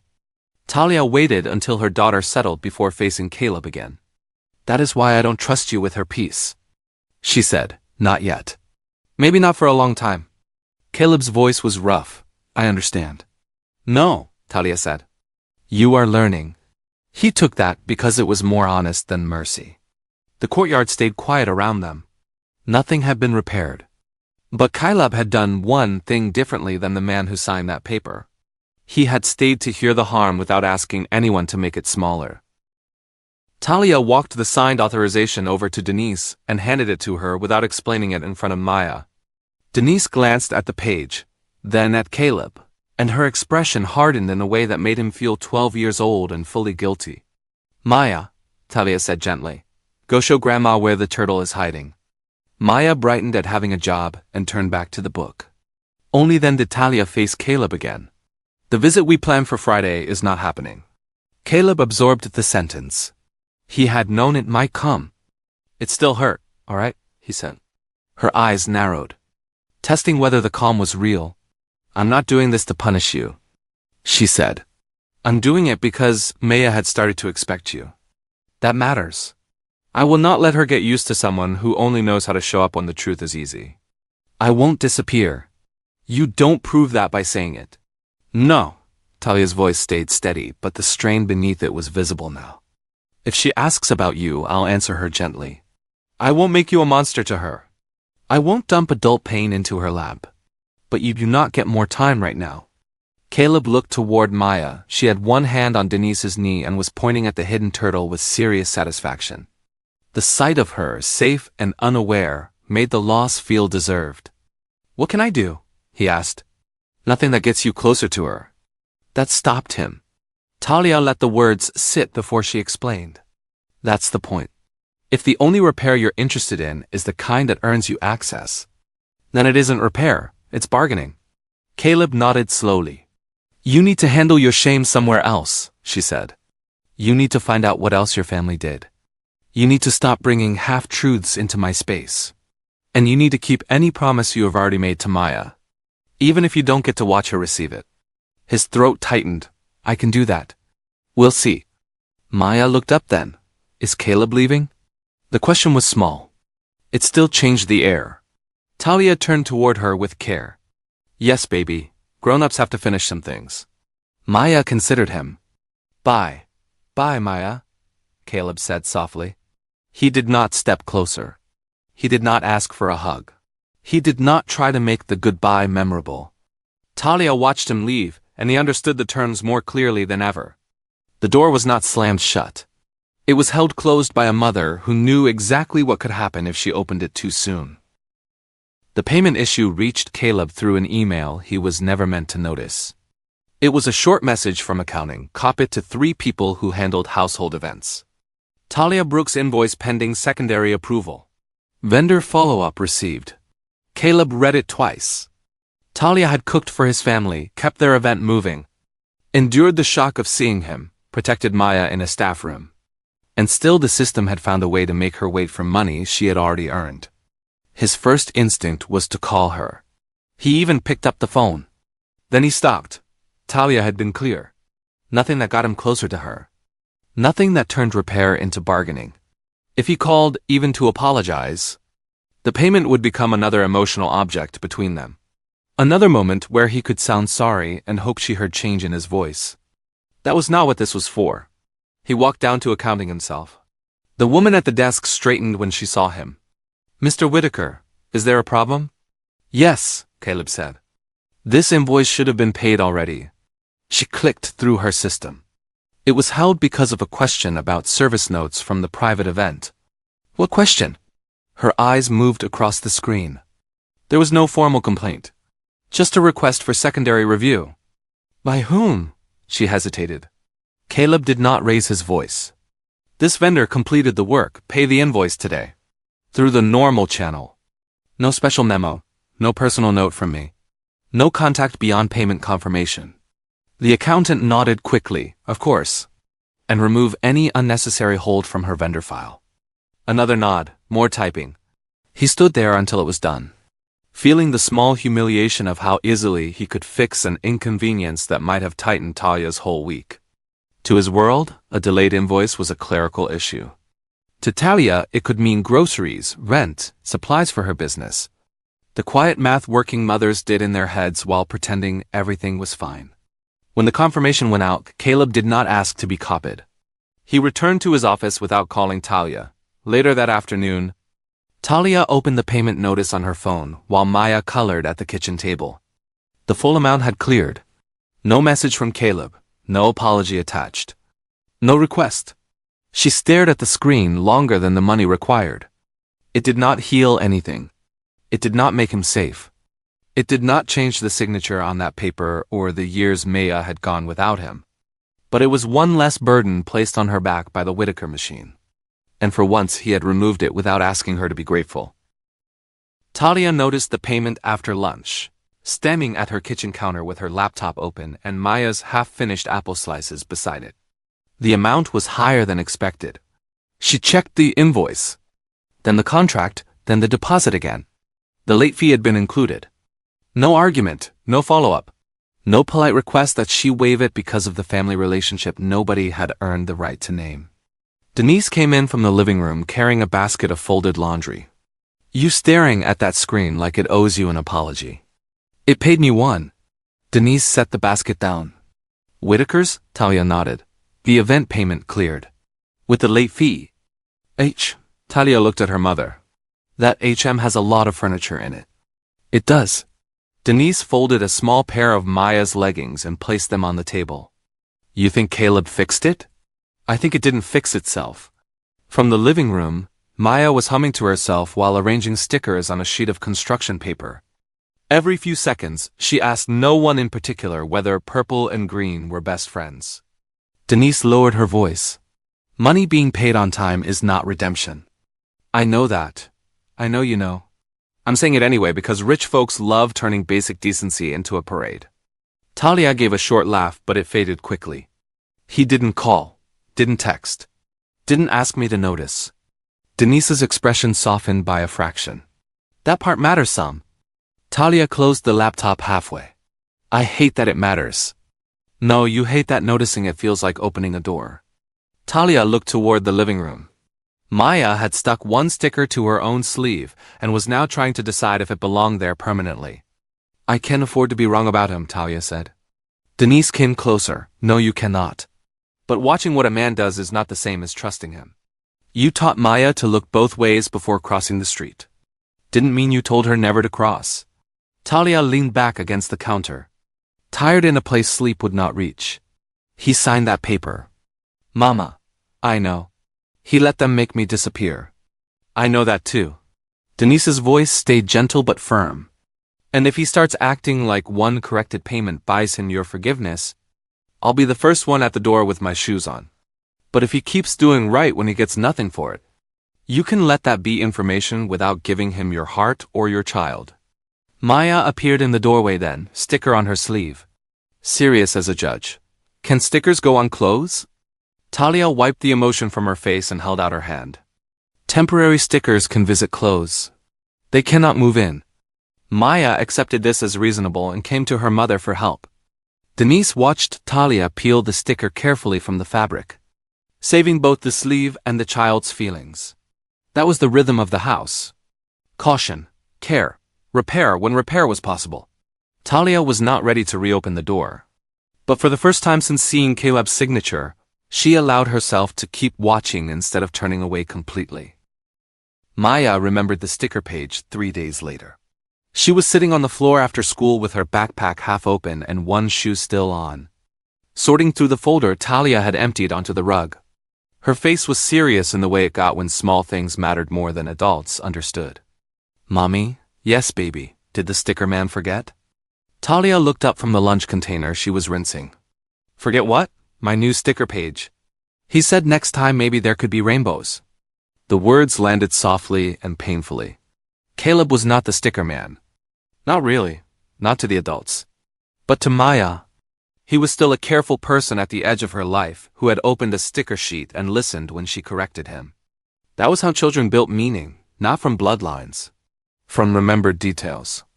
Denise, who had been sorting mail at the counter, looked at Talia over her glasses. Talia dried her hands. He didn't forget because you asked about it today. He may not know you're waiting. Maya considered that. Can you tell him? Talia could have said no. Part of her wanted to. It would be easier, cleaner. Safer to keep every thread cut until she knew exactly what Caleb could handle. But Maya was not asking for a father. She was asking whether a small promise still existed. That mattered too. Talia texted Caleb one line. Maya asked about the rainbow sticker page. If you already have it, you can leave it with my mother at the school office tomorrow. No visit, no note. His answer came back almost immediately. I understand. I'll do exactly that. The next afternoon, Denise was at the school front desk when Caleb arrived. He wore no expensive smile, carried no gift bag, and did not look down the hallway hoping to catch sight of Maya. He handed Denise a flat envelope. Just the page, he said. No note. Denise opened it right there. One rainbow sticker sheet. Still in its packaging, nothing else. Her eyes lifted to him. You know she won't see you. I know. And nobody is calling this a visit. I know that too. Denise studied him a moment longer, then tucked the envelope into her bag. All right. Caleb nodded and left before the final bell rang. That evening, Maya found the sticker sheet on the kitchen table after dinner. Her whole face brightened. He remembered. Talia watched her daughter press one rainbow carefully onto a piece of construction paper. Yes, she said quietly. He remembered. It was not forgiveness. It was not trust. But it was a promise kept without applause, and Talia could not pretend that meant nothing. Talia waited until Maya was in the bath before she called Caleb. The water ran behind the closed bathroom door, and Denise sat on the edge of the tub with Maya, listening to a detailed story about how rainbow stickers were probably made by clouds with good manners. In the kitchen, Talia leaned against the counter and held the phone to her ear. Caleb answered carefully. Talia. She got the stickers. I'm glad. You did what I asked. Yes. No surprise. No trying to be seen. I understood the limit. Talia looked toward the bathroom door. Maya laughed at something Denise said, and the sound made Talia's next words harder and more necessary. You can request another supervised visit later, she said. Not now. Later. Caleb was silent for half a breath. Okay, I need you to hear the whole sentence before you get hopeful. I'm listening. You don't get to blame Vivian and Paige as if their choices clean yours. You can name what they did. You can be angry at them. But if you come near Maya acting like you were only a victim, I will shut it down. I won't. I mean it. Caleb, your signature helped take time from her. Time from both of you. Yes, but she is the child. You don't get to rush now because the loss finally hurts you. His voice was low. I know. Do you? I'm learning to know it. That answer did not fix anything. but it was better than a polished one. Talia rubbed her forehead with her free hand. Any future visit will be routine-based. Food, homework, stickers, whatever normal thing is already happening. You fit inside her day. You do not make her day about you. All right. If you are upset, you tell me before. If your family pushes, you tell me before. If you find out something else, you tell me plainly. I am not raising my daughter inside another fog of managed truth.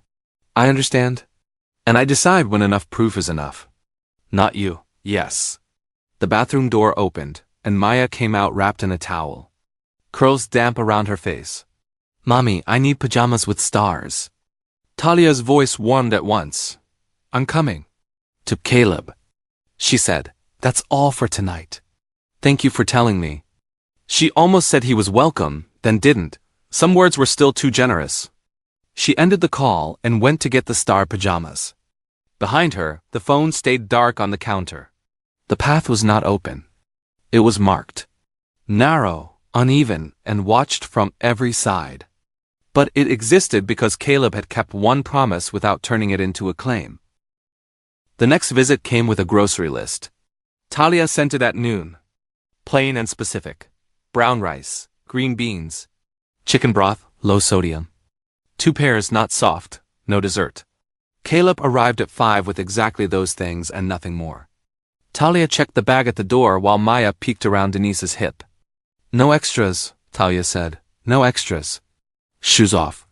Hands washed, phone silent. He did each one without comment. Maya watched him from the hallway. You came for dinner? If your mom says that's okay. Talia answered before he could look hopeful. He's helping with dinner. We're all eating our regular dinner. Maya accepted the distinction and skipped back toward the kitchen, where her crayons were already spread at one end of the table. Caleb followed Talia's instructions the way a person followed a map through dangerous ground. He measured rice, rinsed green beans, stayed out of her way when she moved toward the stove, asked where the colander was instead of opening every cabinet like he had a right to the place. Denise sat with Maya, helping her sound out words from a school worksheet. But her eyes tracked Caleb whenever he crossed the room. Talia noticed the small things. He did not bring up the authorization. He did not apologize again in the middle of chopping. He did not try to create a private moment while Maya was coloring nearby. His shame was present, but contained. For once it did not demand space at the table. Green beans, Talia said, passing him a bowl. Ends off. He nodded. Maya looked up. Not too squeaky. Caleb paused. Green beans can be too squeaky? Maya gave him a look of deep concern for his education. Yes, Talia's mouth twitched before she controlled it. She means don't leave them too raw. Understood, not too squeaky. Maya seemed satisfied and returned to her worksheet. The dinner came together slowly. Not because Talia needed help, but because she was allowing him to be useful in a space he had not earned the right to disturb. Every pot, every plate, every small correction made that clear. When they sat down, Maya had her usual cup, her usual napkin, her usual spot beside Talia. Caleb sat where Talia pointed. Not across from Maya like some dramatic reveal, but at the corner where he could be included without becoming the center. He ate what was served. He listened more than he spoke.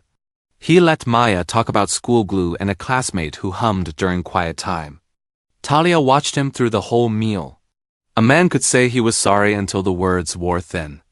This was different. This was him showing up after shame and making himself useful while her daughter's evening stayed intact. After dinner, Maya brought the rainbow sticker sheet to the table. The dishes were stacked near the sink, and Talia had allowed Caleb to rinse plates under her direction.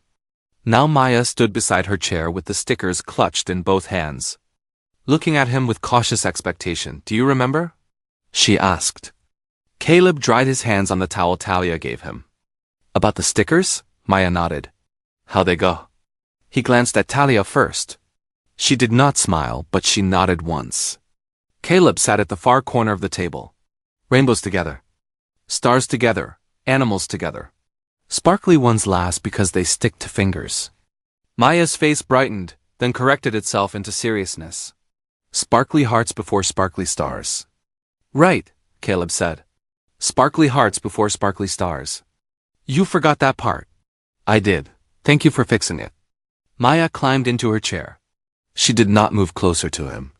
But she pushed the sheet into the middle of the table where both of them could see it. Talia stayed beside her, one hand resting lightly on the back of Maya's chair. Not hovering. Not absent. The bridge exactly where it belonged. Caleb began sorting the loose stickers into little groups on a clean sheet of paper. Maya watched his hands. No, the moon goes with the night ones. Night ones, he repeated, moving it. And that rainbow is special because it has purple twice. I see that now. Denise sat across the room with her tea, saying nothing, though the corner of her mouth gave away that she was listening. Maya leaned against Talia's side while she inspected Caleb's work.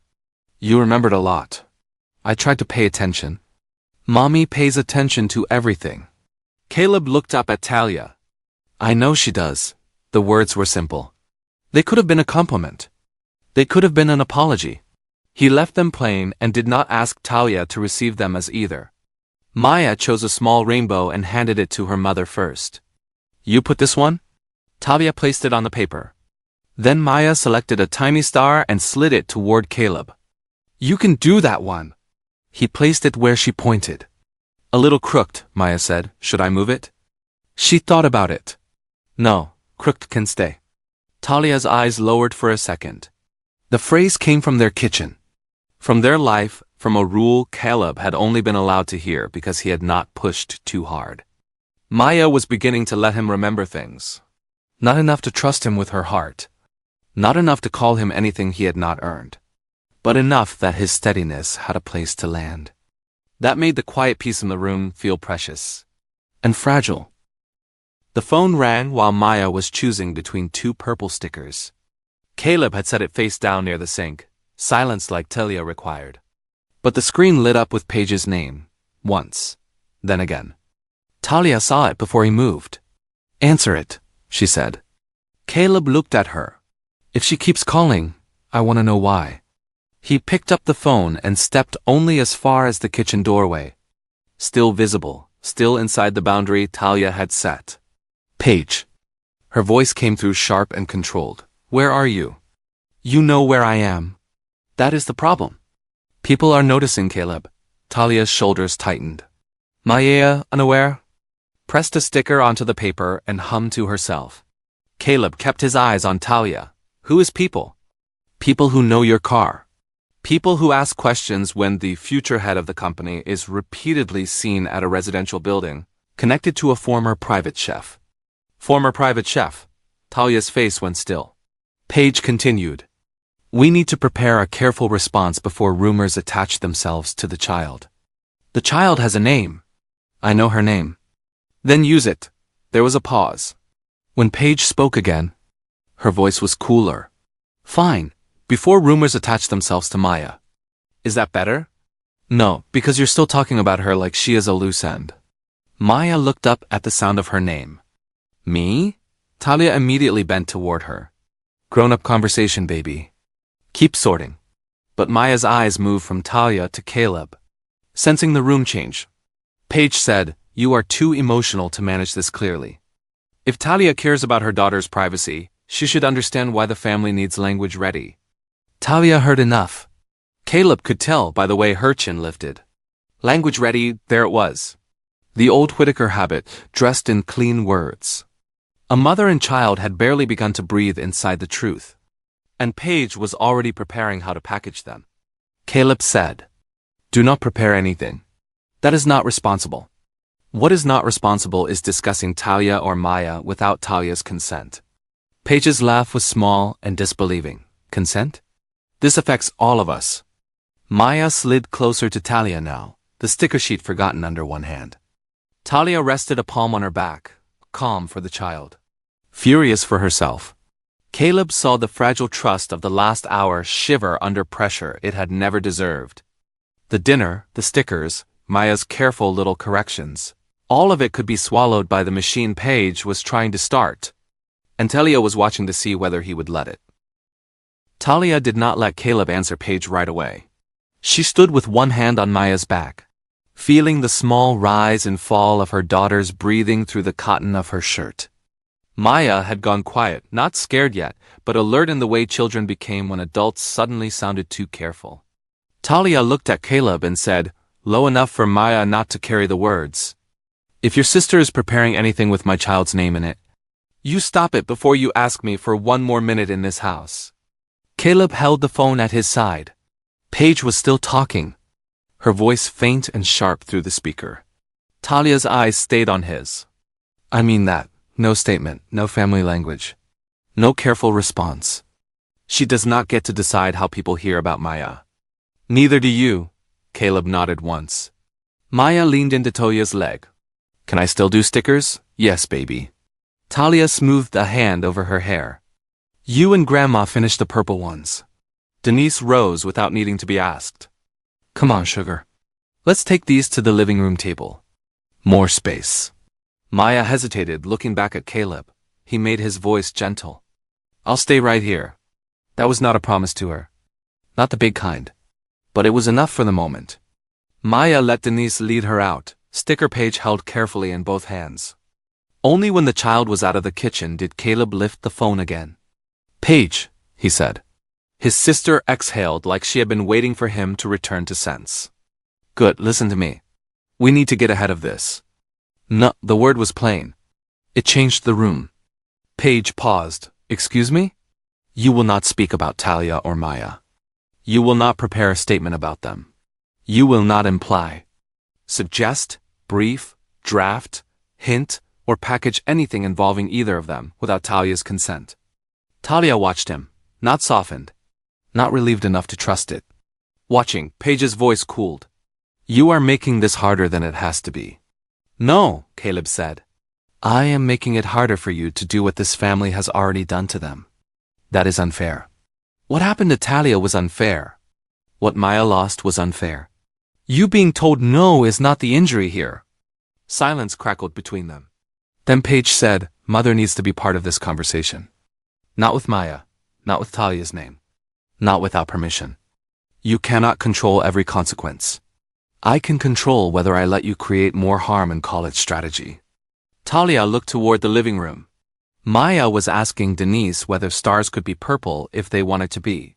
Denise answered like this was a serious scientific question.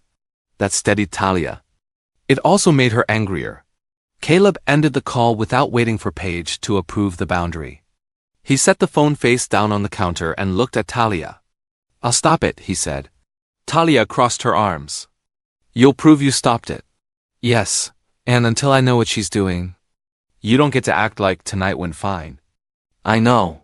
For the first time they were standing on the same side of a threat that was happening now. Not 5 years ago. It did not make them close. It did not erase the paper he had signed or the years he had missed.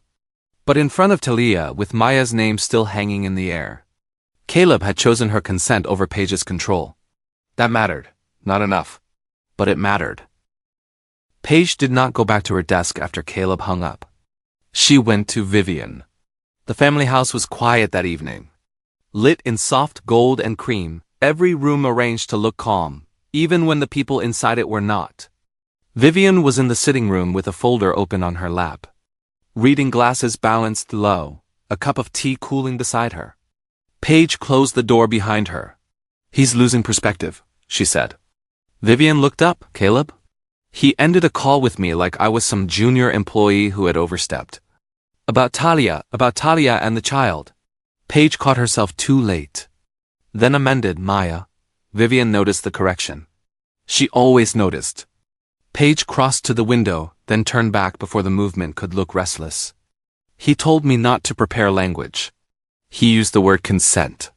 As if we are supposed to wait for Talia Brooks to approve how this family responds to questions about its own heir." Vivian removed her glasses slowly. "Are there questions?" "Not formal ones. Not yet. But people are seeing him at her building. Drivers talk, staff notice. Someone will connect her to the old events. And when they do, we cannot be standing there with our hands empty." Vivian's face held its composed concern, but Paige knew her mother well enough to see fear pass beneath it. "Caleb is emotional," Paige said. "He is making decisions from guilt. And Talia understands that. Maybe not deliberately, but she has the advantage right now. She has the child. She has the sympathy. If she speaks first, we are reacting to whatever version she chooses. Vivian's voice was quiet. What are you suggesting? A prepared line. Nothing aggressive. Nothing public unless necessary. But internally, we need alignment. Paige's tone sharpened into the polished rhythm she used for boardrooms and reporters. Talia should be framed as overwhelmed by a painful private history. Maya's connection should be treated as a sensitive family matter pending appropriate confirmation. Caleb should be described as committed to the child's well-being while asking for privacy. Vivian stared at her. Paige lifted her chin. It protects everyone. It protects the name, Vivian said. It protects the name, which protects everyone attached to it. The old logic sat between them. Familiar, useful, dangerous. Vivian looked down at the folder in her lap. But Paige knew she was not reading anymore. Caleb will see this as betrayal, Vivian said. Caleb is not seeing clearly. If silence were still enough, I would prefer silence. It isn't, so we need something ready before Talia forces our hand. Outside the room, the house remained tasteful and still. Inside, Paige was already moving past warning into preparation, shaping words that could make a mother sound unstable and a child sound uncertain without ever saying anything so blunt. Maya was not there to hear it. That was part of the danger. The people discussing her dignity did not have to look at her face. By morning, Caleb was no longer willing to accept silence as proof that Paige had listened. He reached the office before most of the staff had finished their first coffee. The building was still quiet enough that his footsteps sounded too loud against the polished floor. He went straight to his desk, opened the internal calendar system, and searched Paige's schedule. There it was, tucked between a donor call and a hotel opening review, a family reputation briefing with Talia Brooks named in the notes. Caleb stared at her name until it stopped looking like words and started looking like a warning. That name, Talia Brooks, had become a subject line. He left his office and walked to the communications floor.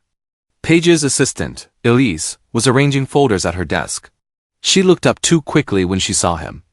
Good morning, Mr. Whitaker. Elise, what materials were prepared for Paige's family reputation briefing? Her fingers stilled on the folder tabs. I'm not sure which meeting you mean. The one tied to Talia Brooks. Color rose in her face. Not guilt exactly. Fear of being caught between people with bigger names than hers. I'd have to ask Paige what she wants shared. Caleb kept his voice calm. I'm asking you what exists. Elise glanced toward Paige's closed office door. There was a draft packet. A draft packet of what? Possible responses. Background notes. Media posture, internal talking points. Where is it? I don't think I should send that without Paige's approval. Caleb felt the old machinery trying to lock into place. Defer to Paige. Respect the process. Let the people who manage discomfort decide what he was allowed to see. 5 years ago, that habit had cost Talia a hearing. He would not repeat it because the file was inconvenient. Elise, he said, this involves my daughter. The word changed her expression. Daughter made the issue harder to hide behind office language. I didn't know, she whispered. I know, but Paige does. And if there is a document about Talia or Maya, I need it now, Elise swallowed. She clicked through her system, then hesitated with her hand above the keyboard. If Paige asks, I'll say I required it, Caleb said. You don't have to carry this. That decided her. She printed the file instead of forwarding it. As if paper made the choice less traceable. The printer at the end of the hall woke up with a low hum. Caleb waited while page after page slid into the tray. A meeting he had not been meant to notice.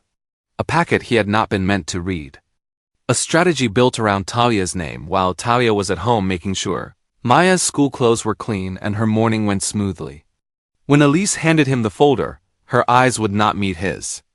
I'm sorry, she said. Caleb did not know if she was apologizing for herself, for Paige, or for the whole clean system that made cruelty look administrative. He took the packet. Thank you, he said. Then he turned away before old loyalty could talk him out of opening it. Caleb read the first page standing in the hallway. By the second, He had to step into an empty conference room and close the door. The packet was neat. Page's work always was. Headings aligned. Language polished. Every sentence sanded down until it sounded reasonable. That made it worse. The opening line called the situation sensitive. Not harmful.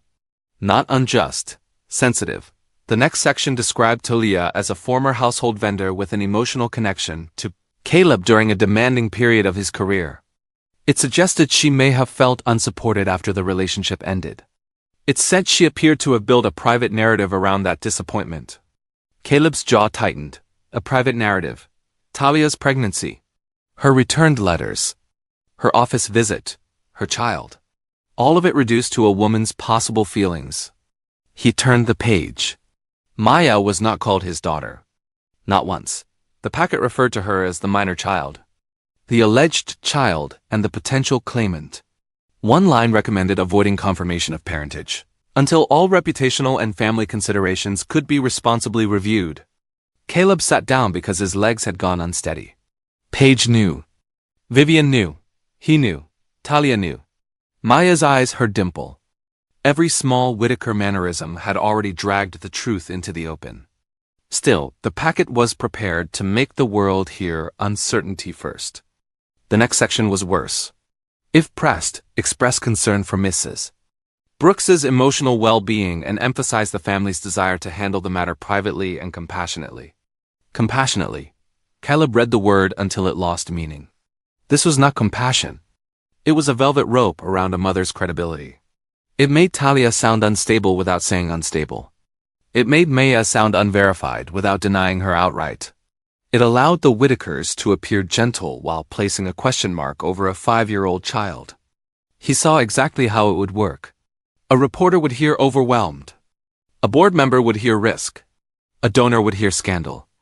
A stranger would hear a black mother being carefully doubted by a rich white family that knew how to sound calm.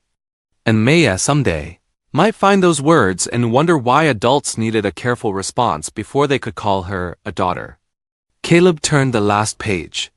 There were draft lines for internal use. Staff should be reminded not to confirm personal claims.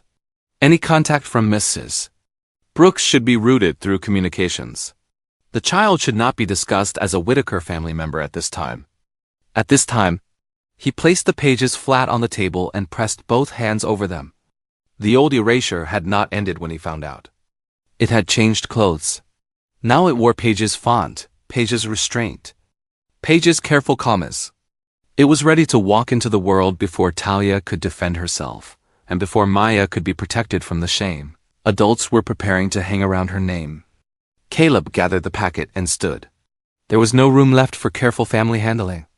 There was only a child being made questionable by people who already knew the truth. Paige was in Vivian's office when Caleb walked in. He did not knock. That alone made both women look up. Vivian sat behind her desk, composed as ever, with a silver pen resting between her fingers. Paige stood near the window, phone in hand, already dressed for battle in a cream blouse and a tone that could make an insult sound like policy. Caleb dropped the packet on Vivian's desk. This ends now. Paige looked at the folder, then back at him. You went through my materials. You prepared materials about my daughter. Vivian's hand tightened around the pen. Paige's chin lifted. We prepared for questions, Paige said. That is my job. No, your job is not to make Talia sound unstable or Maya sound unverified. That is not what the packet says. That is exactly what it does. Caleb opened the folder and tapped the page. Former vendor. Emotional narrative. Alleged child. Potential claimant. Do you hear yourself? Paige's face flushed. Those are protective terms. For whom? The question landed hard enough that Vivian finally spoke. Caleb, lower your voice. He turned to her. No. The word shocked Vivian more than anger would have. Paige stepped closer to the desk. If you make a public declaration before we have a controlled plan, you could damage the company. You could damage Mother. You could drag all of us into a story that people will twist. Talia and Maya are already in the story. You just wanted them smaller in it. That is not fair. What is not fair is calling my daughter alleged when you know better. Vivian's eyes flickered, but Caleb did not let her silence become shelter. He gathered the pages and held them at his side. Withdraw it. Every copy, every draft, every talking point. No one uses this language. Paige let out a breath. And if someone asks who that child is? Then I answer, with what? The truth. Vivian stood, Caleb. He looked at his mother. And for once the old pull of her disappointment did not move him backward. If anyone questions Maya's place, I will state publicly that she is my daughter. If anyone attacks Talia's stability, I will state publicly that Talia tried to reach me when she was pregnant and this family blocked her. Paige stared at him. You would expose that? I will not let you protect our name by staining theirs. You have no idea what that will cost. I know what silence already cost. Vivian's face tightened with something close to pain. But Caleb did not step toward her. He could love his mother and still refuse to let her fear ride over a child's life. Paige looked down at the packet like she was watching Control leave the room page by page. You're choosing them over us, she said. Caleb's voice dropped. Maya is not them. She is family. Talia is her mother. If you make me choose between protecting them and protecting the version of this family that erased them, I have already chosen. No one answered.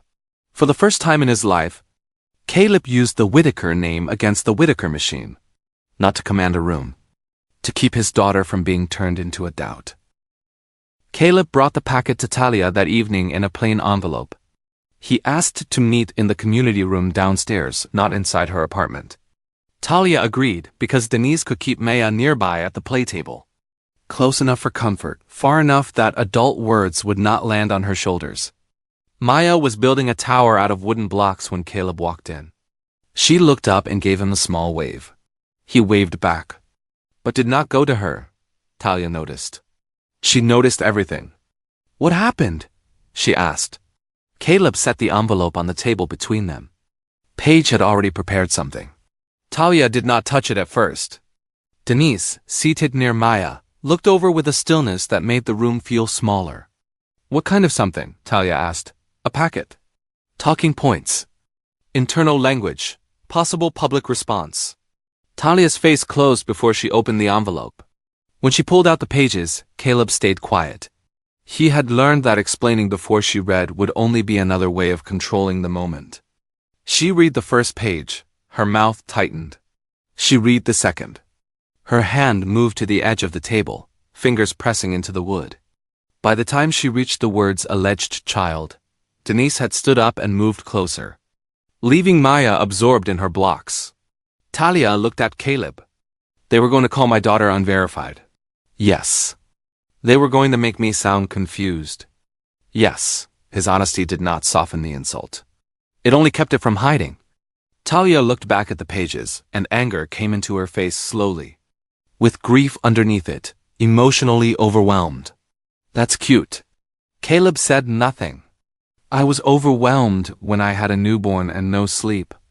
I was overwhelmed when childcare fell through and I still had to work. I was overwhelmed when I stood in your office pregnant and people looked through me like I was asking for something shameful. She tapped the packet. But this is not concern. This is them trying to make sure if I speak. People hear crazy before they hear mother. Denise said softly.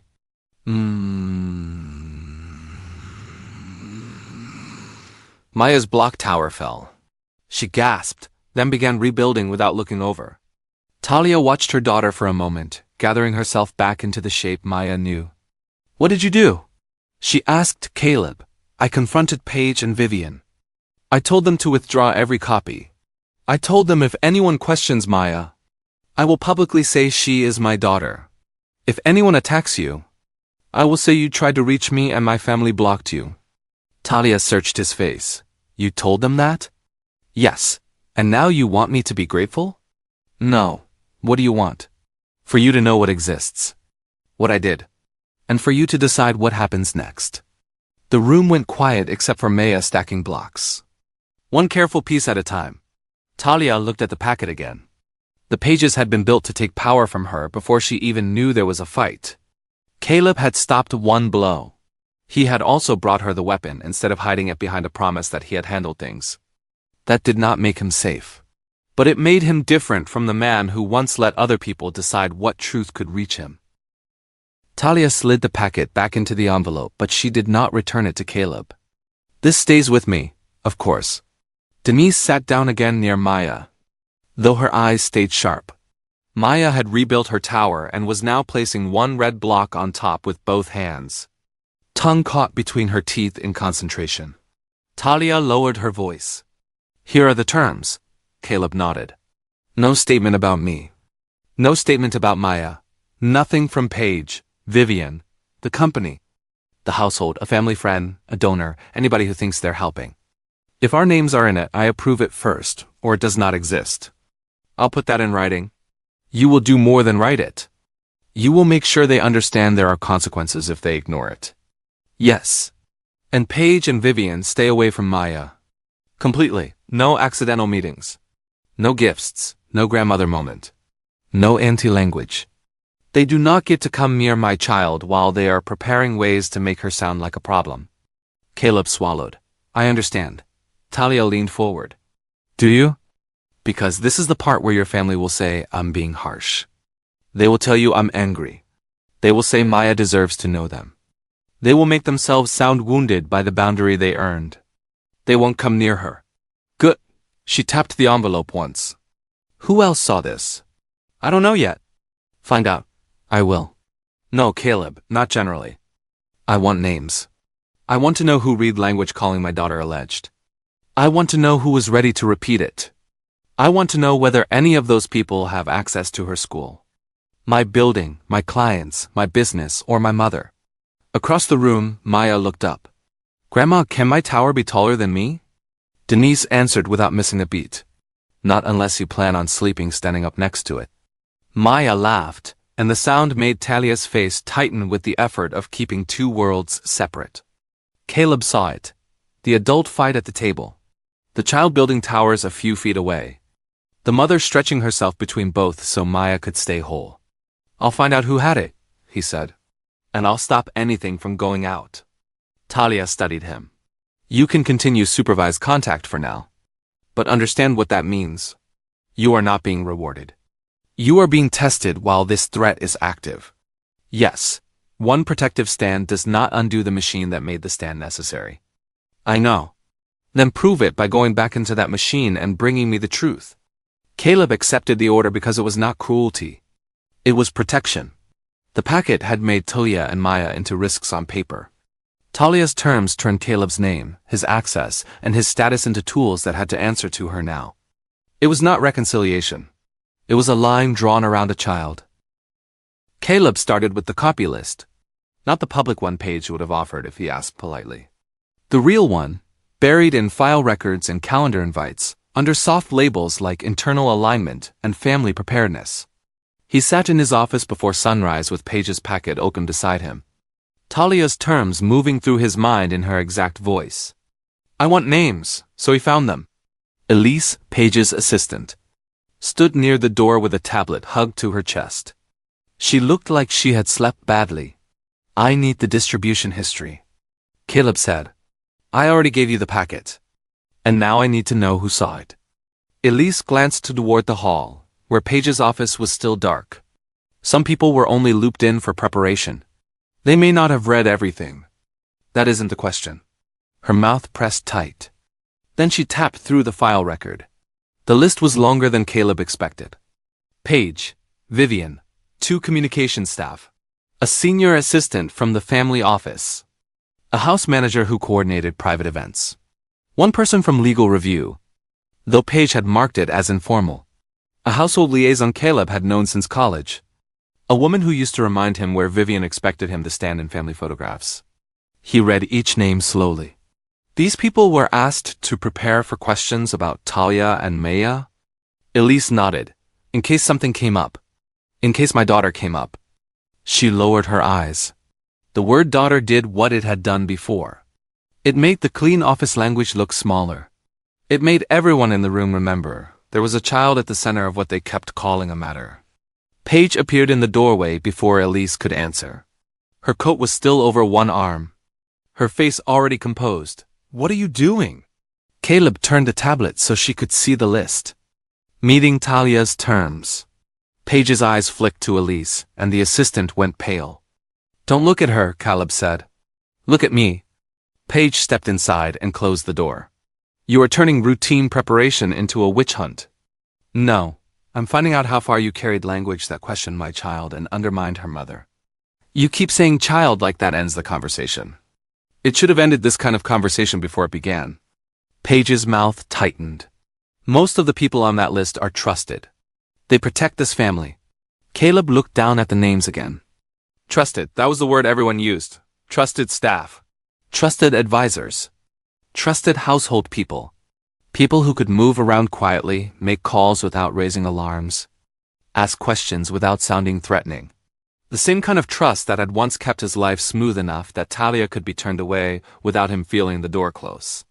He copied the names into a secure file and printed them. Paige watched him do it. You're going to hand that to her? Yes, you'll make her more afraid. She has a right to know who had access to words about her daughter. Paige let out a controlled breath. You are letting guilt make you reckless. Caleb picked up the page. No, guilt was when I wanted to feel bad and still be protected. This is something else. He left Paige standing there, angry and elegant in the office built to obey her calm. The list in his hand did not repair anything. It did not earn him another dinner at Talia's table or another careful smile from Maya. It only proved the threat had spread wider than he had promised. And now he had to bring that truth to the woman who had warned him not to soften it. Talia took the call in her parked car outside Maya's dance class. Maya was inside with Denise, wearing pink sneakers and a ponytail that had already started slipping to one side. Through the studio window, Talia could see her daughter following the teacher's steps half a beat late and smiling anyway. Caleb's name lit up on the phone. Talia answered. Tell me. He did not waste time. The packet went farther than Paige and Vivian. Her hand tightened around the steering wheel. How far? A small group, communications, family office, household management, a legal liaison, at least one executive assistant. Paige marked them as trusted. Talia closed her eyes for a second. Trusted. That word had never sounded less comforting. Did anyone send it outside? She asked. I haven't found proof of that. That is not the same as no. I know. She opened her eyes and looked through the window again. Maya was spinning now, arms out, completely unaware that adults with polished titles had been reading words that could make her life harder. Caleb's voice stayed low. I'm sorry. I don't need sorry right now. I need scope, yes. Do any of those people know where Maya goes to school? I don't know yet. Do they know my building? Some may. My clients? I'm checking. Talia pressed her lips together until the first wave of anger passed enough for her to think clearly. Anger could come later. Right now she needed doors closed. Non-essential contact stops, she said. There was no hesitation from Caleb. All right, I mean it. No extra visits. No casual drop-offs. No new introductions. Nothing that gives your family or your company more chances to map my child's life while pretending they're concerned. I understand. You will send me the names? Yes. And you will tell me what access each person has had. To my work, my address, Maya's school, anything. I will. Talia watched Maya stumble, laugh, and jump back into the dance like nothing could touch her. The sight nearly broke Talia's composure. My daughter's routine is not a set of details for your people to monitor, she said. Her school is not a weak point. My mother is not a contact route. My home is not a place your family gets to circle because they lost control of the story. Caleb was quiet for a moment. You're right. I know I'm right. The dance teacher clapped, and the children ran toward their water bottles. Maya found Denise through the window and waved with both hands. Talia lifted her hand back, even though Maya could not see her through the glare. To be clear, Talia said, I am not cutting you off because you told me. I'm pausing anything that is not necessary because you told me. There is a difference. I understand the difference. Good, then keep telling me the ugly parts before they land on my child. She ended the call before her voice could shake. When Denise brought Maya out 5 minutes later, Talia had already smoothed her face into something safe. Maya climbed into the back seat, breathless and bright. Mommy. I did the spin. I saw a baby. Did I fall? A little. Talia started the car. Then you got right back up. In the rearview mirror, Maya grinned. Talia smiled back. Even while her mind moved through school doors, pickup lists, building cameras, client names, every ordinary piece of their life that now had to be checked for fingerprints from Caleb's world. Maya was still safe. Talia would make sure she stayed that way. Denise noticed the school office tone before she noticed the problem. She had worked in schools long enough to hear when someone was trying to sound casual over something that was not casual at all. The secretary at Maya's school, Mrs. Alvarez, kept her voice friendly, but her eyes kept sliding toward the sign-in sheet. "Miss Carter," she said, "can I ask you something a little odd?" Denise set Maya's lunch bag on the counter. "Depends how odd." Maya stood beside her in a yellow sweater, trying to balance on the line between two floor tiles. "Yesterday, we got a call asking general questions about emergency contact procedures." Mrs. Alvarez lowered her voice. "They didn't ask for records exactly. More like they were confirming who was authorized for pickup. Whether Ms. Brooks had backup contacts outside family, things like that." Denise went very still. Maya hopped from one tile to the next. "Grandma, I did 3. I saw you, baby." Denise kept her eyes on Mrs. Alvarez. "Who called?" "They said they were calling from an office connected to the Whitaker family." The name hit the small office like a draft under a closed door. Denise's hand came down gently on Maya's shoulder. Not hard enough to alarm her. Just enough to know exactly where she was. "What did you tell them?" "Nothing personal. I said all pickup information has to come from the parent directly. And we don't discuss student routines over the phone." Mrs. Alvarez looked apologetic. "I thought you and Miss Brooks should know." "You thought right." Maya looked up. "Are we late?" "No, sugar, we're early." Denise bent down, smoothing the front of Maya's sweater. "Go put your folder in your cubby. I'll be right there." Maya ran toward the classroom door, ponytail bouncing, completely unaware that adults had started circling the safe little paths of her day. Denise watched until the teacher greeted her. Only then did she pull out her phone. Talia answered on the second ring, already moving fast in the background. Pans clinking in her work kitchen. "Mama?" Somebody Whitaker connected called the school. The sounds behind Talia stopped. Denise repeated what Mrs. Alvarez had said. Pickup routines, emergency contacts. Whether there was family besides family? For a moment Talia said nothing. Then her voice came low and controlled. "They called her school, yes. Did Maya hear?" "No, she's in class, she's fine." That was the mercy and the insult of it. Maya was fine because the women around her were alert enough to catch danger while it still wore a polite voice. Talia exhaled, and Denise could hear her fighting to stay steady. "I'll call Caleb." "You call him and you tell him this isn't about family drama anymore. This is my grandbaby's school." "I know." Denise looked through the office window. Maya was hanging her backpack on a hook, completely focused on making sure the straps did not twist. A child's morning should have been that simple. Backpack. Lunch. Cubby. A kiss goodbye. Not strangers with money asking where she could be found and who was allowed to get near her. Denise ended the call and stood a little straighter. The Whitakers might have known hotels and boardrooms and polished rooms where people lowered their voices to do damage. But Denise knew school offices, and nobody was going to reach Maya through one without being seen. Caleb did not send an email when Talia told him about the school call. He walked to the family office himself. The suite sat on the private floor of the company building, tucked away from the public-facing staff where the Whitakers kept the people who handled household accounts. Family schedules, donations, personal requests, and all the small invisible things that made wealth feel effortless. The employee who had called the school was named Martin Vale. Caleb had known him for years. Martin sent flowers when Vivian forgot birthdays, handled guest lists for private dinners, and knew which family friends needed to be seated far away from each other at charity events. He stood when Caleb entered. "Mr. Whitaker, did you call Maya Brooks's school?" Martin's face changed only slightly. Too trained to panic. Too experienced to lie badly.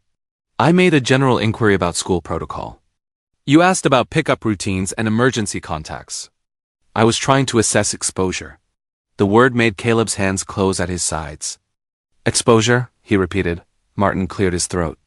"In situations involving family privacy. It helps to understand who might have access to the child." The child is not a situation. No, of course not. And you do not assess anything about her life without her mother's permission. Martin's eyes flickered. I was asked to be prepared. By Paige?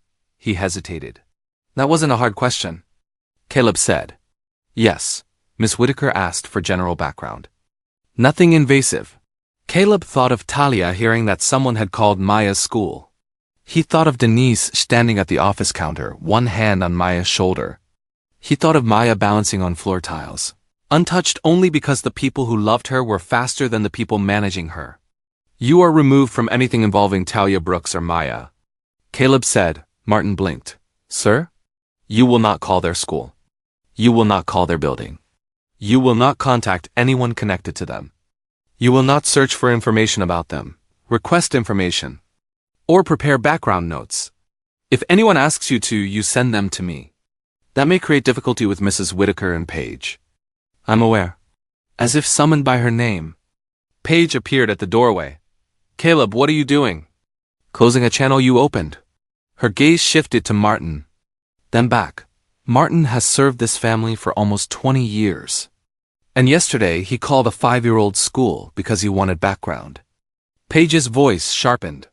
You are making this sound sinister. It is sinister when people with power ask questions about a child's routine without her mother's consent. Martin looked wounded now, which might have moved Caleb once. Loyal people in his world were not used to being told that loyalty could harm someone outside it. Paige stepped closer. Long-standing allies will not appreciate being treated like suspects. Then they can stop acting like access to Maya is a family resource. The room went quiet. Caleb turned back to Martin. Confirm in writing that all information gathering stops. Today. Martin nodded stiffly. Paige waited until he left before speaking again. You are burning relationships you may need. Caleb looked at her. Maya needs to be safe more than I need people comfortable. He called Talia afterward, but he did not ask to speak to Maya. He did not ask whether this counted for anything. He told Talia the caller's name, what had been done, and that Martin's access had been cut off. Talia listened, breathing quiet on the other end. Send it to me in writing, she said. I will. That was all she gave him. For Caleb, it was enough to know one door had been closed before Maya even knew it had been opened. But closing one door made him see the hallway behind it. The house manager came to Caleb after Martin was removed. Her name was Ruth Halpern, and she had run Whitaker private events for longer than Caleb had been old enough to drink at them. She knew where Vivian kept the spare seating cards, which caterers could be trusted in a crisis, and which rooms should never be photographed when guests were present. That morning, she stood outside Caleb's office, twisting her wedding ring around her finger. Do you have a moment? She asked. Caleb invited her in and closed the door. Ruth sat on the edge of the chair, not settling fully. I heard Martin is no longer handling the Brooks matter. There is no Brooks matter. There is Talia and my daughter. Ruth's eyes dropped. Yes, of course.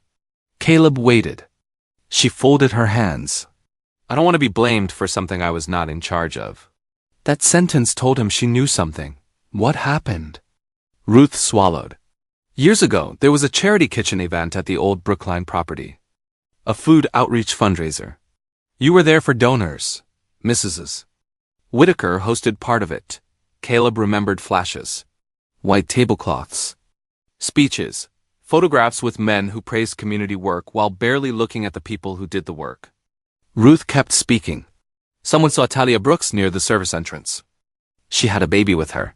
The room seemed to narrow. A baby, Caleb said. Yes. How old? I don't know.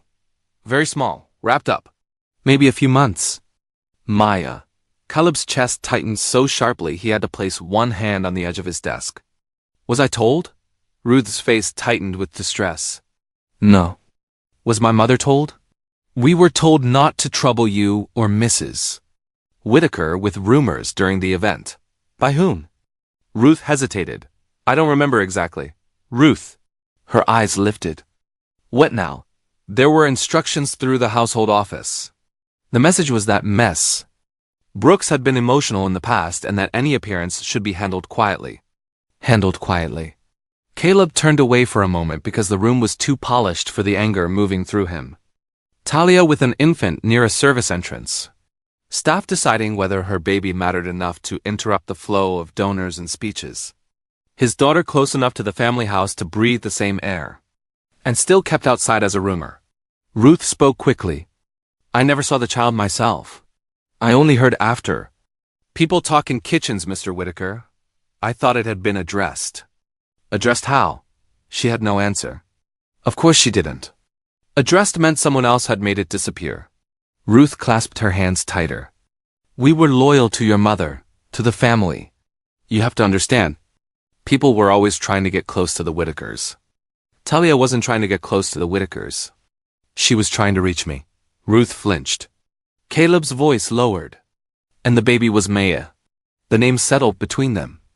Not rumor, not issue, not child in the abstract. Maya. Ruth began to cry silently, which only made Caleb feel more tired. He had once thought his family's house ran smoothly because people cared about doing things well.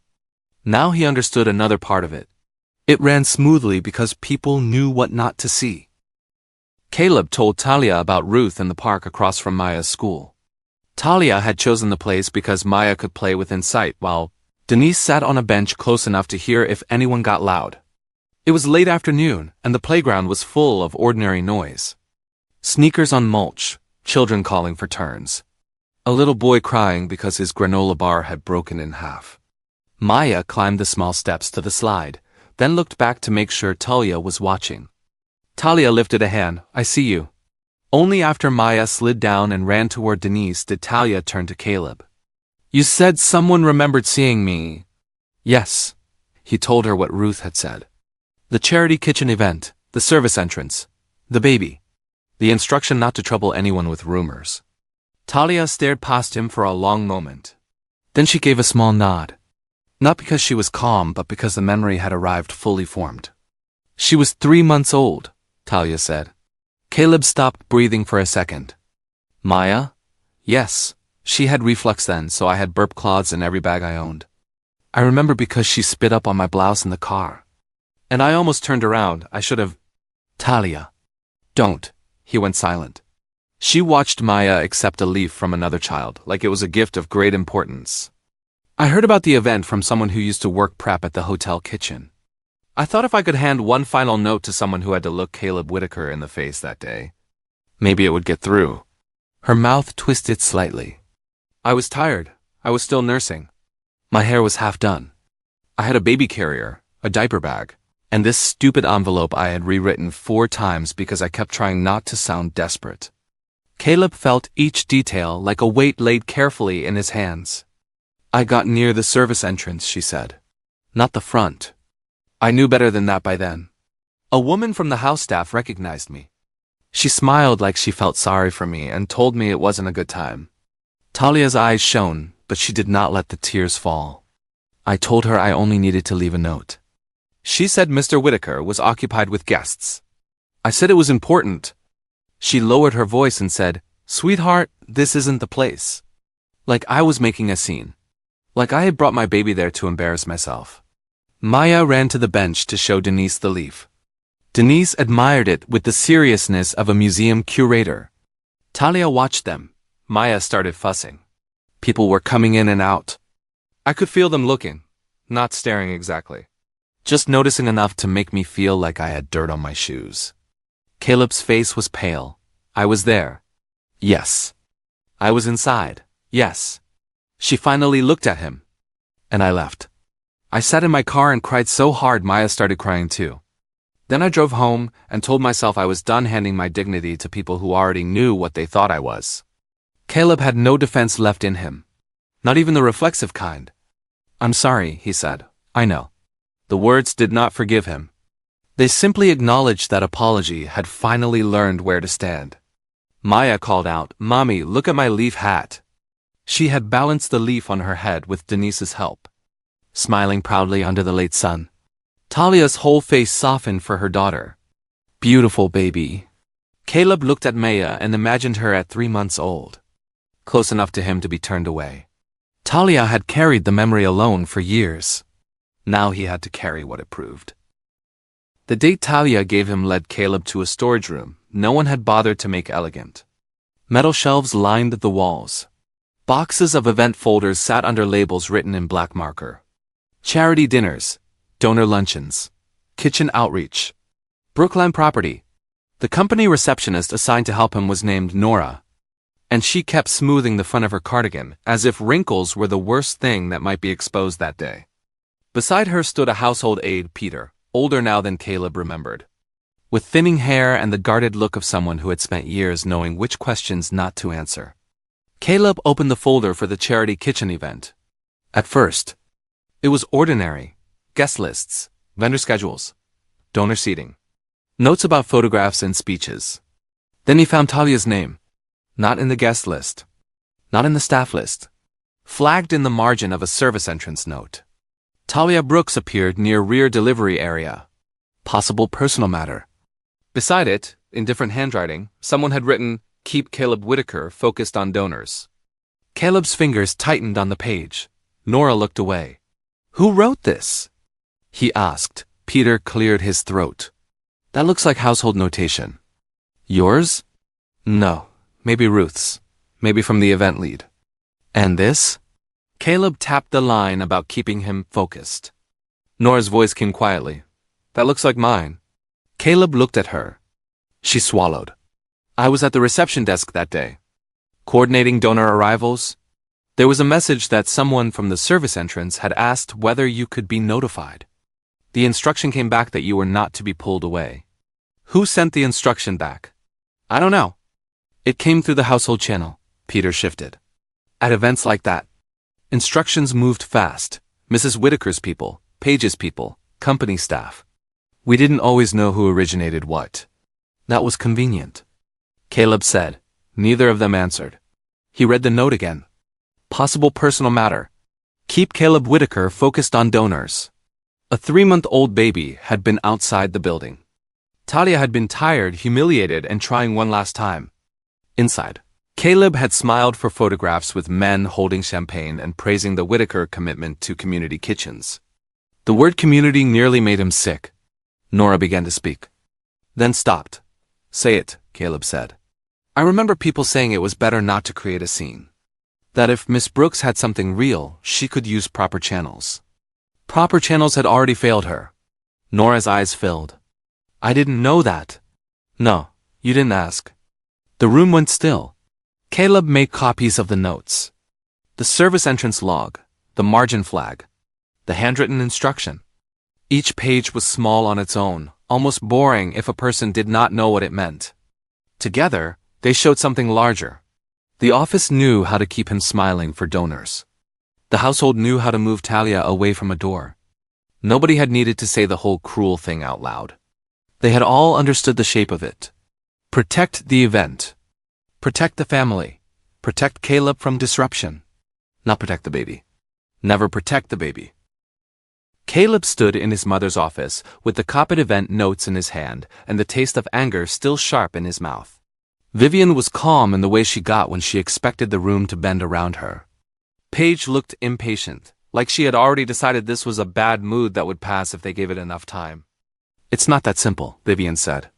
"These people have worked for this family for years. They followed expectations. They did what they were told.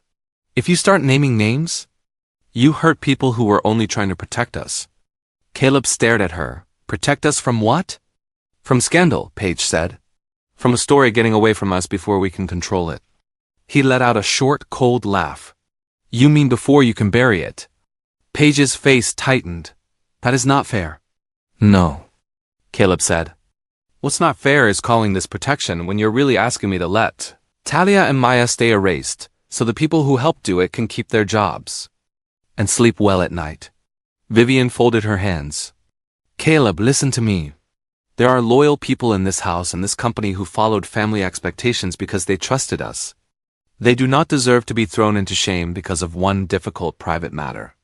"One difficult private matter," he repeated, and his voice went flat. "You mean my daughter?" No one answered that right away. That silence said everything. Caleb looked from Vivian to Paige and saw it clearly now. They could make mercy sound elegant when it was for their own people. They could talk about compassion for staff, about dignity, about keeping things private. But none of that mercy had been offered to Talia when she was pregnant and trying to reach him. None of it had been offered to Maya when she was born into silence. Paige stepped forward.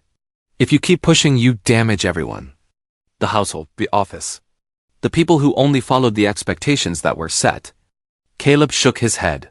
You keep talking about everyone except the child you helped make invisible. Vivian's expression hardened, but there was fear underneath it now. Fear of loss, fear of collapse, fear of the family story cracking open in public. And Caleb understood something else in that moment. They were not just asking him to protect the household. They were asking him to protect the comfort of the people who had already been protected once. At Talia's expense, he set the packet down on the desk. No, I'm done protecting comfort that depends on hurting her. Caleb stood at Vivian's dining table with the event notes between them and felt the last old bargain break. For most of his life, the bargain had been simple. He carried the name well, and the name carried him. He stayed calm, stayed useful, stayed prepared, and in return the family gave him direction. Protection, approval, a place already shaped to fit him. That place had cost Talia and Maya too much. Vivian watched him with a mother's fear hidden behind a chairwoman's control. Paige watched him like a communications crisis unfolding in human form. Caleb looked from one to the other. I'm stepping back from the role you planned for me. Paige went still. Don't be dramatic. I'm not. Vivian's voice lowered. Caleb, think carefully. I am. More carefully than I did 5 years ago. He picked up the event note with Talia's name in the margin. The paper was light. The damage was not. I will not lead this company while everyone under this roof believes protecting me means hiding what was done to Talia and Maya. Paige's face flushed. You would destabilize the company over this? Over my daughter being treated as a disruption? Yes. Vivian gripped the back of her chair. You are making a permanent choice from temporary pain. No, the temporary pain was mine. Shock. Shame. Losing the version of myself I preferred. Talia's consequences were permanent the moment Maya was born without me there. Vivian closed her eyes briefly. Caleb continued before she could find a softer way to stop him. I'm calling for an independent review of every contact Talia attempted. Every staff instruction, every packet, every school inquiry, every household note connected to her or Maya. Not a family cleanup, not Paige's language. A real review with records and names. Paige stared at him. You are handing outsiders a knife. No, I'm bringing the harm done to Talia into the open and letting people see who helped cause it. The words were harsh. He did not soften them. Vivian's eyes opened, wet now but steady. And if the board decides you are unfit to lead, then I don't lead. For the first time, Paige looked truly frightened. Everything you worked for was never supposed to matter more than a child. He heard Maya's small voice in memory, asking whether he remembered the stickers. He saw her careful fingers sorting rainbows and stars. He saw Talia's face when she read alleged child in Paige's packet. He saw the service entrance note and the line that had kept him smiling for donors while his infant daughter was outside. The heir-apparent role had once felt like proof that he was becoming the man his family needed. Now giving it up felt like the first honest thing that role had ever required of him. Paige whispered, Talia will never understand what this costs. Caleb shook his head. She understands cost better than any of us. He gathered the copied notes. I'll inform the board this afternoon. Talia gets the records as they come. Any person who contacts her, Maya, the school, or Denise without permission, loses access immediately. If either of you interferes, I will say so publicly. Vivian did not answer. Paige looked away first. Caleb left the dining room without waiting to be dismissed. He was still frightened of losing the company, of losing his family's approval, of discovering how many people had helped him remain ignorant. But beneath the fear was something steadier. Maya's truth finally outranked his inheritance. Caleb stepped back from the role his family expected him to keep. He did not do it in a dramatic way. He did not storm out or throw anything or make a speech for the room to remember. He made one call, then another. He asked for the review Talia had forced him to face. And he asked for it to be formal enough that nobody could quietly bury it later. By the next day, People who had spent years moving around the Whitaker name like it was a force of nature started getting nervous. The first admissions came in pieces. A company assistant said she remembered a returned letter and thought it had already been handled. A household coordinator sent a message about Talia had come through during the overseas expansion and been marked as low priority. One of the staff members who had helped run private events admitted there had been instructions to keep Caleb focused on donors and not pull him away for anything that looked like a personal issue. Each person tried to sound helpful while keeping their own hands clean. They said they were only following procedure. They said they had assumed someone higher up had already taken care of it. They said they thought it was safer not to make a scene. Caleb listened to every one of them, and every time he heard a softened version of the truth, he made them say it again. What did you know? He asked. When did you know it? Who told you to close it down? The answers came slower after that, more uncomfortable, less polished. That was when the real shape of it began to show. People had not just been careless. They had been afraid to challenge the family machine. Afraid to question Vivian.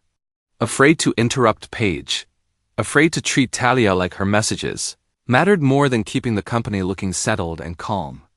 And because Caleb had stepped away from his old position instead of defending the whole system, they stopped hiding behind it. The silence that had protected them was breaking. Not completely, not neatly, but enough. Caleb brought the first round of names to Talia that evening, and he did not try to soften what they meant.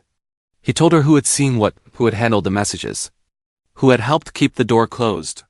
Talia took the list without speaking. The hurt was still there, but now it had edges. Names, times, places. That made the truth worse in one way and better in another. At least now it could not hide. The review kept widening. What started with a few names and a few messages turned into a whole pattern of people who had helped keep Talia away from Caleb and kept Maya from ever becoming a visible part of the family story. Returned letters had been marked and filed instead of delivered. An office visit Talia made while she was pregnant had been quietly redirected. A sighting at a charity kitchen event, where Talia had shown up with infant Maya and tried one last time to leave a note, had been treated like an inconvenience instead of a crisis. And over again, the same idea had been passed around in different words. Keep Caleb focused. Don't pull him away. Handle it quietly. Don't make a scene. By the time Caleb laid the report in front of Talia, the room felt smaller. Denise was there. Maya was in the next room, playing with blocks and talking to herself in that serious little voice she used when she was building something important. Talia read in silence, page after page, and the longer she read, the more still she became. Multiple adults had seen pieces of the truth. Multiple adults had chosen not to pass it on. Multiple adults had helped keep her and her baby outside the circle while telling themselves they were only preserving order. When she finally looked up, her eyes were bright but controlled. So they knew enough to be careful, she said quietly. Just not careful enough to tell the truth. Caleb did not argue. That's what it was, she went on. A whole lot of people seeing enough to understand I was not nothing. And still deciding Maya and I could stay outside because it made their lives easier. He lowered his head. I know. Talia's mouth tightened, but her voice stayed even. No, Caleb, you know now. That's different, and that was the point, wasn't it? The old hierarchy was still trying to call all this isolated mistakes. As if too many people could look away from a mother and child and still pretend it was just bad communication. But the review made it impossible to keep saying that. This was bigger than one woman's fear and one sister's strategy. This was a whole structure of loyal silence. And now that structure was cracking under the weight of what it had done. Maya noticed before anyone said a word. They were at her school the next morning, and she was holding a paper crown she'd made in art class. Caleb stood near the hallway, looking like he hadn't slept enough. And Maya studied his face the way children did when they could tell grown folks were carrying something heavy. Are you still coming to art morning? She asked. Caleb blinked, then nodded. Yes, I said I would. Maya held the crown against her chest. You look sad. Talia's hand settled gently on Maya's shoulder. He's got a lot on his mind. Baby. Maya accepted that answer, but her eyes stayed on Caleb for one more beat. The school teacher came over with a clipboard and a warm smile that told Talia She was trying not to be curious in front of the children. Talia saw Caleb wait. She saw him wait for her nod, not assuming he could step into the room just because he was there. That mattered. It mattered more than a speech. It mattered more than whatever he had told Vivian or Paige or the people in the company. He had said he would come, and he came. Not loud. Not showy. Not trying to turn the art morning into some emotional scene. Just there. Maya led the way into the classroom, while Talia spoke briefly with the teacher, introducing Caleb only as much as she wanted to. Caleb kept his hands at his sides and let Talia decide the rest. Maya showed him the paper crown once they reached the table. You can see it after I glue the shiny part. I'd like that. She nodded, satisfied that he had not tried to rush her. And Talia felt it then, a careful little shift she did not name too quickly. Maya was watching him differently, not trusting him yet. Not close. But noticing that he kept showing up the way he said he would. That kind of trust did not come from a big reveal or a grand apology. It came from standing in a school hallway while a child checked whether your words still meant something. And Caleb was passing that test one quiet step at a time. After school, Talia pulled Caleb aside before Maya could hear the full conversation. They were standing near the playground fence, while Denise helped Maya gather her art folder and water bottle. The air still held the warmth of the day, and the noise of children drifting home made everything feel ordinary, which somehow made the conversation harder. Talia looked at him and did not waste time. If there is a public correction, your family does not get to make me sound rescued, she said. If there is discipline for staff, my daughter's name is not part of a sympathy campaign. And if anybody says my child should be grateful to the Whitakers for being acknowledged, that person will lose access to us before they finish the sentence. Caleb listened without interrupting. Talia kept going. Maya is not charity. She is not a scandal. She is not a family lesson. She is a child who has been protected by me and my mother for 5 years. And any response to this situation has to honor that. He nodded once. I understand. Do you? Her voice was calm, but there was steel in it. Because I am not handing you my dignity so you can feel better about what your family did. I'm not letting you turn this into a story where you save me. You don't save me. You answer for your choices, and you help protect our daughter. Caleb swallowed. That's fair. It's the bare minimum. He took that in, and to his credit, he did not argue. Talia looked toward Maya, who was showing Denise a picture of a sun with too many rays. Then she looked back at Caleb. The truth has to be told in a way that keeps her safe and keeps her respected, she said. No soft language that turns harm into a misunderstanding. No version where I'm supposed to be grateful for a seat at a table that should have been open years ago. Caleb's voice came low. I won't let them do that. You won't let them do that, Talia repeated. Making it clear she understood the difference between promise and proof. For the first time, though, they were not arguing about whether he had a right to be here. They were arguing about how to make sure the child at the center of all this never got reduced to a story the Whitakers could shape for themselves. That was Talia's power, not anger, not punishment. The right to name what would and would not happen to her daughter. Caleb took the full review to Vivian the same afternoon. He found her in the sitting room, where the light was soft and the furniture looked untouched by real life. Paige was there too, standing by the mantel with her arms crossed, already tense before he spoke. Caleb placed the report on the table between them. I need to know one thing, he said. Did you only block Talia because you thought she was a threat to my future? Or did you know all along that Maya was a living child? Vivian's face went very still. Paige looked at her mother, then back at Caleb, and for once the polished control slipped just enough to show fear. Caleb waited. Vivian did not answer. That silence was not empty. It was loaded. It said she had understood more than she had admitted. It said the story Caleb had been given all those years ago had been shaped around what the family could bear, not what Talia had lived through. Paige tried to step in. Caleb, this is not the moment. Yes, he said. It is. He looked at Vivian again. Did you know there was a baby? Vivian's jaw tightened. Her eyes shone, but she still did not speak. Caleb felt something in him go very still. Not because he was surprised. Because he was not. The whole house, the whole system, the whole long chain of careful silences had pointed here. toward one final truth that everyone had kept trying not to say out loud. Vivian had not just feared scandal. She had not just managed confusion. She had been sitting on the possibility that Maya was alive all along. And she had let the family story continue anyway. Caleb held her gaze a moment longer, then said, very quietly, "You can keep refusing to answer, but that only tells me more." Paige's voice was thin now. "Caleb, if this gets out, it should get out," he said. Vivian closed her eyes for a brief second, and when she opened them again, there was something almost like grief there. But grief did not undo what she had done. Caleb picked up the report and left them both standing in the room with the question Vivian still refused to answer. Now he knew the last door was still locked, and Vivian was the one standing on the other side of it. Talia waited until Maya had finished her homework page before she spoke to Caleb. Maya was at the kitchen table with a purple crayon in her hand, carefully coloring the star her teacher had drawn at the top. Denise stood at the stove, stirring a small pot of soup like she was not listening to every word in the room.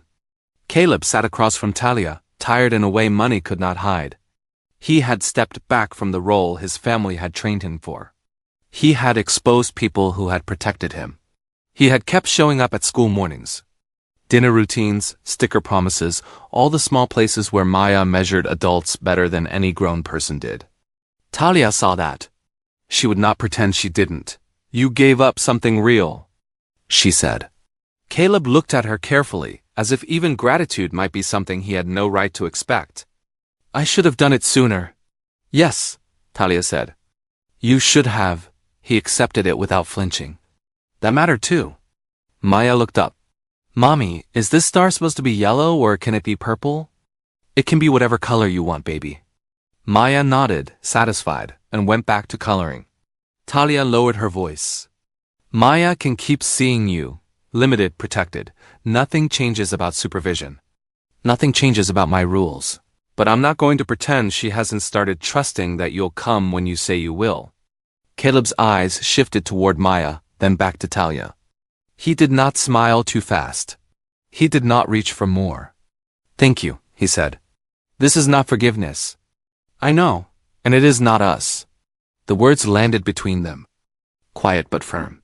There had been moments lately when old tenderness tried to rise in the spaces after crisis. A glance over Maya's head. Caleb remembering how Talia liked her coffee. Talia noticing the way he no longer straightened his cuffs when Maya corrected him. Small things, dangerous things. She would not let longing outrun truth. "You and I are not talking about romance," Talia said. "We are not talking about moving forward as a family." "Not yet," Caleb nodded slowly. "Because of my mother. Because Vivian still has not said what she knew." Denise turned the stove down, the soft click of the burner marking the silence. Talia kept her eyes on Caleb. "I need to know whether she was protecting you from a rumor, or whether she knew there was a baby and chose to let that baby grow up outside. I need the truth without perfume on it." Caleb's face tightened. "I'll get it." "No," Talia said. "She will give it. There's a difference." Maya began humming to herself, purple crayon moving in careful circles. Talia looked at her daughter, then back at Caleb. "Your sacrifice matters. What you've done matters. But I will not let what you gave up pressure me into giving you more before the deepest lie is out in the open. I'm not asking you to." "Good," for the first time. His answer did not feel like strategy. It felt like discipline. Like a man learning that love could mean standing outside the door until the person inside decided it was safe to open. Talia gathered Maya's homework sheet and blew gently across the crayon wax, as if drying it mattered. The old Whitaker power had cracked. But the next step belonged to her. And nobody, not Caleb, not Vivian, not the family name, would move it for her. Talia agreed to meet Vivian only after Maya's dinner routine was finished. Not at the Whitaker house. Not in a private office. Not anywhere Vivian could arrange the room around herself. Vivian came to Talia's apartment with Caleb beside her and Denise already there, sitting close enough to Maya that the child never had to wonder who was keeping the evening safe. Maya had her drawing paper spread across the kitchen table, a cup of milk near her elbow, and the calm, sleepy focus she got after dinner. Talia stood between the table and the adults. "If we do this," she said, "we do it here." Vivian looked around the small kitchen. The clean counters. The school papers, the child's cup. The ordinary life that had held Maya steady while the Whitaker name kept her outside. For once, Vivian did not control the setting. Caleb stayed slightly behind Talia. Not speaking for her, not reaching for a place she had not given him. That mattered. Talia noticed it, then kept her eyes on Vivian. You are not here to make a speech, Talia said. You are not here to explain your fear until it sounds like care. You are here to answer one question plainly. Vivian's hands tightened around the small purse in her lap. Maya looked up from her drawing. Mommy? Talia turned at once, her voice softening. You're okay, baby. Keep working on your picture. Denise leaned closer to Maya. Tell me about that purple sun. Maya accepted the distraction and returned to her paper. Talia faced Vivian again. What did you know about my daughter? And when did you know it? The question stayed in the kitchen, plain and impossible to polish. Vivian looked at Caleb, but he did not rescue her from it. He only said, answer her. For the first time, the woman who had once decided who could reach Caleb had to sit inside the home Talia built without him and speak under Talia's terms. The truth had nowhere elegant left to hide. Vivian's hands trembled when she opened the small locked box. No one moved. Talia stood with one hand on the back of Maya's chair. Maya had finished dinner and was drawing quietly, glancing up now and then because even children could feel when adults were holding their breath. Denise stayed close to her, calm on the outside, watchful in every line of her body. Caleb stood beside Talia, not in front of her. Vivian lifted out an envelope first. It had aged at the edges. Talia recognized her own handwriting before Vivian said a word. Her body went cold. That's mine, she said. Vivian nodded once. Yes. Talia's voice went flat. You had it. Vivian did not try to dress the answer up. I received it 5 years ago. Caleb's face changed as if something inside him had split clean through. Vivian placed the envelope on the table. Then she reached back into the box and took out a photograph. A newborn baby wrapped in a soft hospital blanket. Tiny face turned slightly toward the camera. Eyes still unfocused. One cheek marked by the faintest beginning of the dimple that would later show whenever Maya concentrated. Talia made a sound she could not stop. Denise whispered, Lord. Maya looked up. Grandma? Denise moved gently, placing herself between Maya and the table without alarming her. Keep drawing, baby. I'm right here. Caleb stared at the photo. His daughter not as the 5-year-old he had begun to know, but as the baby he had missed completely, not imagined, not uncertain, not hidden by time, held in his mother's possession. Locked away. You knew, he said. Vivian's eyes filled, but tears did not soften the fact of it. I knew Talia had written. I knew she said the child was yours. I saw the photograph. Talia's fingers tightened around the chair back. Say it plain. Vivian looked at her. Talia's voice shook now, but it did not weaken. You knew Maya was alive. A long silence passed. Then Vivian said, yes. The word did not explode. It simply fell, heavy enough to crush every careful excuse that had come before it. Talia looked at the photo of her own baby and saw all the nights she had walked the floor alone. All the appointments, the fevers, the bills, the birthdays where she smiled hard enough that Maya never noticed what was missing. The years she had told herself silence was safer because the people with power had already chosen who mattered. And Vivian had known, not guessed, not feared. No. Why? Talia asked. Vivian's face folded with shame, but she still answered. I thought I was protecting Caleb, protecting the company, the family. I told myself there would be time later when things were calmer, when the risk was smaller. Talia let out a bitter breath. My child was not a risk. No, Vivian whispered. She was a baby. Vivian closed her eyes. Yes. Caleb did not reach for his mother. He did not defend her grief. He did not ask Talia to understand the fear behind it. He looked at Talia, devastated and silent, and let the harm stay where it belonged. With the mother who had been left alone. With the child whose newborn face had been hidden in a box. Talia picked up the photograph with careful fingers. Maya's tiny face looked back at her from 5 years ago. Proof that her daughter's place had never been questionable. Only denied. Vivian's power ended in that moment. Not because she stopped being rich. Not because the Whitaker name disappeared. Because the truth was finally on the table, and it belonged to Talia and Maya now. Vivian did not ask for privacy after that. Talia would not have given it to her. The next conversation included Paige, because Talia insisted the person who had prepared the harmful language hear exactly how it would be undone. Paige arrived pale and tight-lipped, carrying a tablet like a shield. Vivian sat with her hands folded, older somehow than she had looked an hour before. Maya was in the living room with Denise, watching a quiet cartoon with the volume low. Every adult sentence stayed measured because Talia refused to let her daughter's home become a battleground. Talia placed the newborn photo and the old letter on the table. "This is what happens now," she said. Paige opened her mouth. Talia looked at her once and Paige closed it. "There will be a correction. Plain language. No soft words that make this sound like confusion. No concern for my well-being that makes me look unstable. No careful phrasing around Maya's parentage." Vivian nodded. "All right." Talia continued. "It will say Maya is Caleb's daughter. It will say I tried to reach Caleb, and the family received my attempts. It will say the previous internal language questioning us was wrong and has been withdrawn." Paige's fingers tightened around the tablet.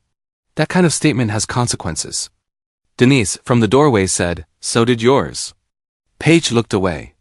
Caleb stood near the counter, quiet, letting Talia lead.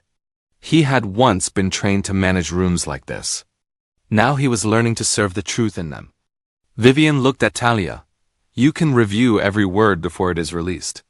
"I will write the first version," Talia said. "You can have someone clean up grammar if they need to feel useful. They will not clean up responsibility." For a moment, Vivian's mouth curved with a grief-stricken kind of acceptance. "Understood. And another thing," Talia said. "Your resources do not buy access. If you use security, staff, lawyers, people who handle your image, whatever else you have, it is to protect Maya's dignity and my privacy. Not to claim us. Not to absorb us. Not to make people think the Whitakers fixed the problem by finally admitting my child exists." Caleb's eyes moved to her with something like pride, but he kept it to himself. Vivian bowed her head. "Yes." Paige's voice was quieter when she spoke again. "The packet will be withdrawn from every internal channel. I'll issue a written instruction that no one is to describe you or Maya with those terms." "You'll do more than that," Talia said. "You'll name why those terms were wrong." Paige swallowed. "Because they cast doubt where the family had evidence." "And?" "Because they undermined you." "And?" Paige looked toward the living room, where Maya laughed softly at something on the screen. "Because they treated a child like a reputational threat." Talia held her gaze a second longer. "Good." The correction went out in the days that followed exactly as Talia allowed it. Not warm enough to disguise the harm. Not polished enough to blur the truth. Maya was named as Caleb's daughter. Talia's attempts to reach the family were acknowledged. Paige's framing was withdrawn. Vivian's office directed every person in the Whitaker circle to respect Talia's boundaries. Maya's privacy and the fact that recognition did not mean ownership. People talked, of course. People always talked. But now the first words they heard were not alleged or unstable or claimant. They heard daughter. They heard mother. They heard that the silence had belonged to the Whitakers, not to Talia. For the first time, the family's power stood behind Maya's dignity instead of in front of her truth. And Talia, not Vivian, decided where that power stopped. The first Sunday after the correction, Caleb came over early with groceries and no assumptions. Talia opened the door to find him holding 2 brown paper bags. Maya's favorite crackers tucked safely on top where they would not get crushed. He wore jeans instead of a suit, and there was no driver waiting outside. No assistant texting from the curb, no sign of the world that had once made every hard thing too easy for him to avoid. Maya ran from the hallway. "You remembered Pancake Day." "I did," Caleb said. "Mommy makes the first one weird." Talia raised an eyebrow. "Excuse me?" "It's true." Denise called from the kitchen. "First pancake belongs to the ancestors and the trash can." Maya giggled, and Caleb laughed softly, not because he was trying to win anyone over, but because he was finally standing inside the kind of family moment no title could purchase. In the kitchen, he followed Talia's lead. He washed berries when she told him to. He let Maya stir the batter even when flour dusted the counter. He did not correct Denise when she told him the pan was too hot. He turned it down, small things. But the whole story had become small things in the end. A snack remembered, a school promise kept, a phone ignored when Maya needed calm, a public truth told before a lie could reach her. A powerful man learning to be useful in a kitchen where the woman he had hurt did not owe him gentleness. After breakfast, Maya sat between Talia and Caleb on the couch, showing him a sticker book with great seriousness. "This page is for ocean animals," she said. "But the star can go here because starfish are ocean." "That makes sense. You can put one on if you don't bend it." Caleb accepted the sticker like it was something fragile and important. Because it was. Talia watched his hands. Careful now, patient. No longer reaching for a place he had not earned. Vivian came by later only because Talia had allowed it. And only for a short visit. She brought no extravagant gift. Just a children's book Maya could choose to keep or not. She thanked Talia at the door, but Talia did not make the moment easy for her. "You follow my rules," Talia said. Vivian nodded. "I will. And you understand that being sorry does not make you safe." "Yes." Maya accepted the book after looking to Talia first. That look told the whole room where home still began. With Talia, always with Talia. Later, when Vivian had gone and Denise had taken Maya to wash syrup from her hands, Caleb stood beside Talia at the sink. For a while, they only rinsed plates. Then Talia said, "I'm not choosing this because you're her father."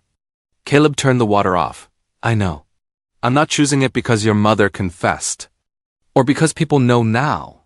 Or because you gave up a position. I know that too." Talia looked toward the bathroom, where Maya was singing loudly and off-key while Denise laughed. "I'm choosing it because you stayed after the truth got ugly. Because you kept coming back the right way. Because Maya is safer with honesty than with secrets. And because I still get to decide what love looks like in my life." Caleb's eyes filled, but he did not move toward her until she reached for him first. When she did, it was not a rush. It was a choice. He held her carefully, like a man who understood that being welcomed back was not the same as being owed a place. Maya came running in with damp sleeves and stopped short. "Are we hugging?" Talia laughed, wiping under her eyes before Maya could worry. "Looks like it. Can I be in it?" Caleb looked to Talia, still asking, still waiting. Talia nodded. Maya squeezed between them, small arms wrapping around whatever parts of both parents she could reach. Denise stood in the doorway, one hand over her heart, watching the child she had helped raise become surrounded by truth instead of silence. Nothing about the past disappeared. Talia had carried too much for that. Maya had missed too much for that. Caleb had failed too deeply for any ending to pretend otherwise. But the secret was over. The family that remained was not built by inheritance. It was built by breakfast routines, school mornings, corrected lies, kept promises, and a mother who never gave up the right to protect her child. Maya was no longer outside the story. She was at the center of it. Loved openly, named fully, and held by a family that would never again be allowed to hide her.